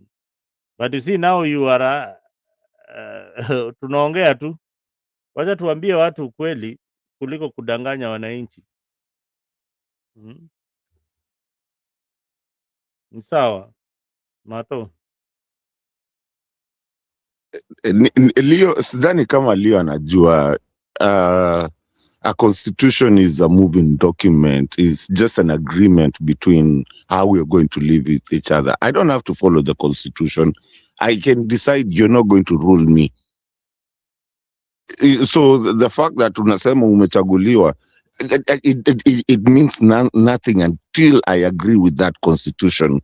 The reason that umechaguliwa, even that election ni constitution yenye ina agree mtu achaguliwe ndio a lead, akuwe a leader. Other than that, we can decide we don't want any leaders and we move on without no leaders. Hakuna mtu amekuwa hapo ati yeye ati kwa sababu alichaguliwa. No, that constitution is an agreement of how we are going to live. It's just like the covenant in the Bible. Without that, bila kukubaliana, tunaweza amua tutaki hata hii. We don't even need a president. We don't even need a governor. We don't even need anything. We just want to be ourselves. Leave me, kaa kwako ni kaa kwangu. Nikikupata kwa nyumba yangu nachapa wewe, na ukikufa na hakuna koti inanipeleka mahali. Even the people in jail, they are there because of a constitution, because they broke a rule of a constitution, of an agreement of what we agreed we are going to live. These are the rules and the laws of the country, of how we are going to live. But then when you come and find these people, the career politicians, people like Ruto, sorry, I'll use him, but people who think they're above the law, then we can decide we don't have an agreement anymore. And that is entrenched. Chapter 36 of our constitution is entrenched there. Says Even chapter 1 ya kwanza inaanzia hapo. And that's why, Leo, we're trying to tell you, and I like how Mzalendo brought it up, because maybe I'm a letter in a very nicer way than I bring it. That what Kina Gen Z were doing, it was their constitutional right. And this thing of telling us sijui Wakikuyu, sijui Wakale, sijui nini, and I have never understood this between both of you. Why we concentrate on that side, yet the country is bigger than that. I mean, there are other people. I know mtaniambia Kalonzo, but misi koko kwa Kalonzo. But you, the Giriamas, the Taitas, all those people, why do we have to concentrate on one side? And the Constitution has never said it's just good for one side. That's why one time we almost divided the country. We said, watu wakae saidi yao, sisi tukae saidi yetu. Wakina kama Leo hao wakae wachukuliwe na Museveni. Na Museveni anakutaka Leo, by the way. You are supposed to be in Uganda. Because huko ndo unakaa ni kama unataka. But I'm just trying to be comical in a certain way, and I hope people, I mean, what one understand when you, our listeners, and just what Mzalendo was saying. It's the people have the say. It's not the political people, and it's not about who comes from what kind of region. They came and said, the young people came and said, we are tribeless, we are leaderless. And nobody complained. And by the way, they were going to do it. And they changed something. Even though Ruto alirudi chini ya maji akairudisha na huko ndani ndani, they were fighting about the finance bill. But they made a change. Madagascar has done it. Traore in his place, they've done it. Even coups are not bad. If the military sees something is wrong, they need to get in there. I rest my case for now.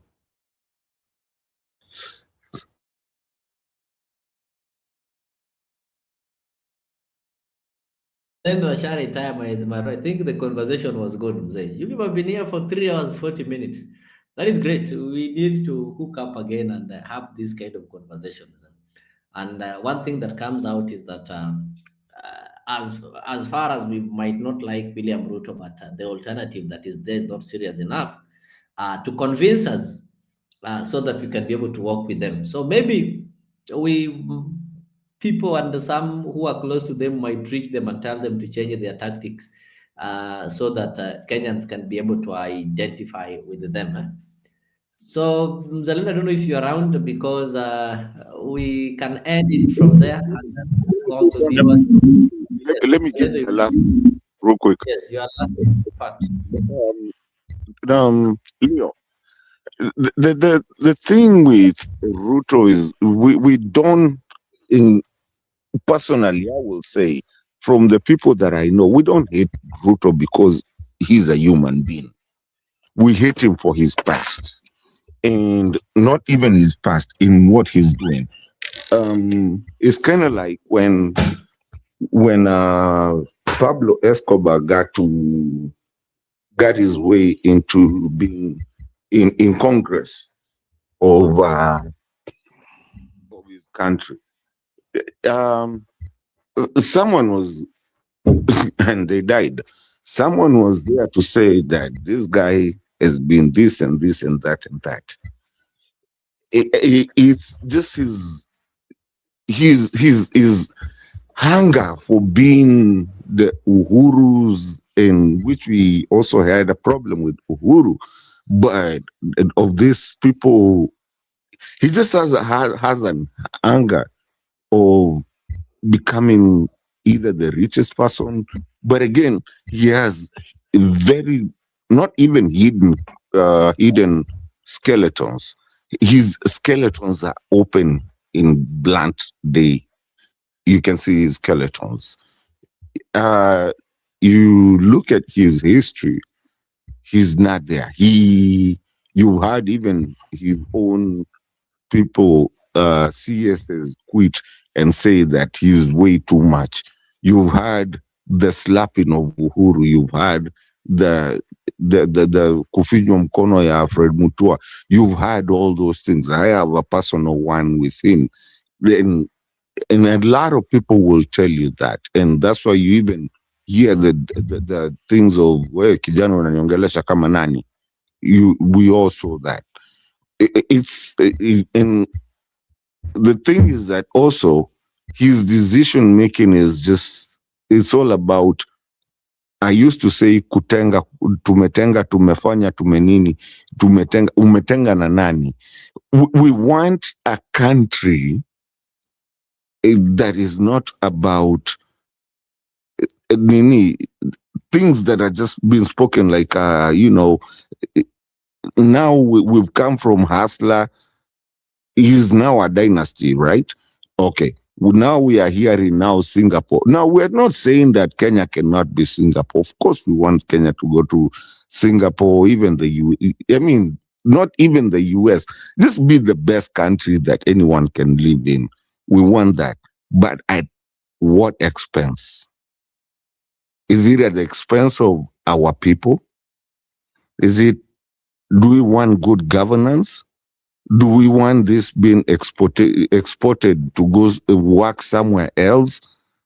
Why can't our own country be our own country where we are happy and proud to be in our country? And what is this hula baloo jumping up and down of politics? Mzalendo, me, that's all I'm asking for. Like just good governance, where me and you can go and sit in our country and not even wish to go somewhere else. Not wish to be, I mean, kila mtu akae kwao. I was so happy when Trump came and said that amekata USAID. We don't need no aid. We can do it our own selves. So maybe that's where I am. I'm not about at his numbers, what people are talking about. At his numbers, if you get these numbers, if you do what numbers what? It shouldn't be about numbers. It should be about the ideology and the constitution and just a reality of what needs to be done, not a puppet. Someone who just wants to show off, wants to go everywhere, wants per DMs, everything. I mean, just wanting to show. I mean, do you know how many trips this man has made within 3 years? Huh? I mean, Mzalendo, there's a time Uhuru said, kila mtu aendeshe Passat. But this guy is, I mean, it's just flamboyant. For him, he just wants to make money, look big, and if you play ukicheza naye uokotwe. That's the whole thing I'm saying. Anyways, according to chapter 6, he shouldn't even be the president. Shit. Which chapter 6 is that what you're talking about? Ruto was let us get not those are things that are his question I was saying not that he is. Uhuru never killed anyone.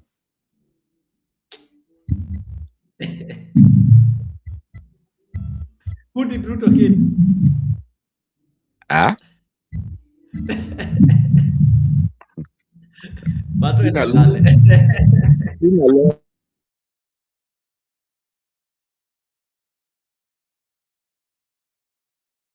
Leo, I think it's time for us to wind up this, and that brings us to an end of tonight's discussion. We have explored the deep divisions within ODM, the debate of joining government, and what it all means for Kenya's political future. From Orengo's insistence on principal and opposition to moderates arguing here, like Leo and Mato and everybody else who has been here.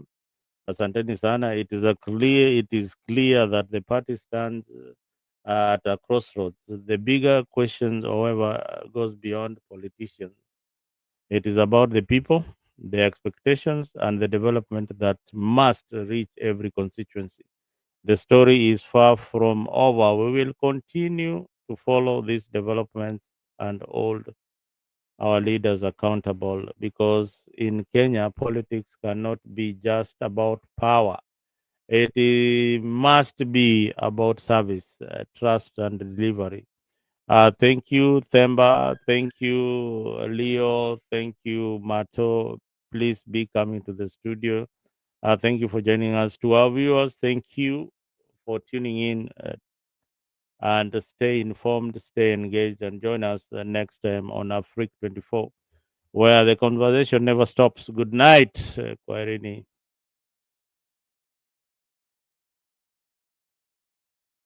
Yeah.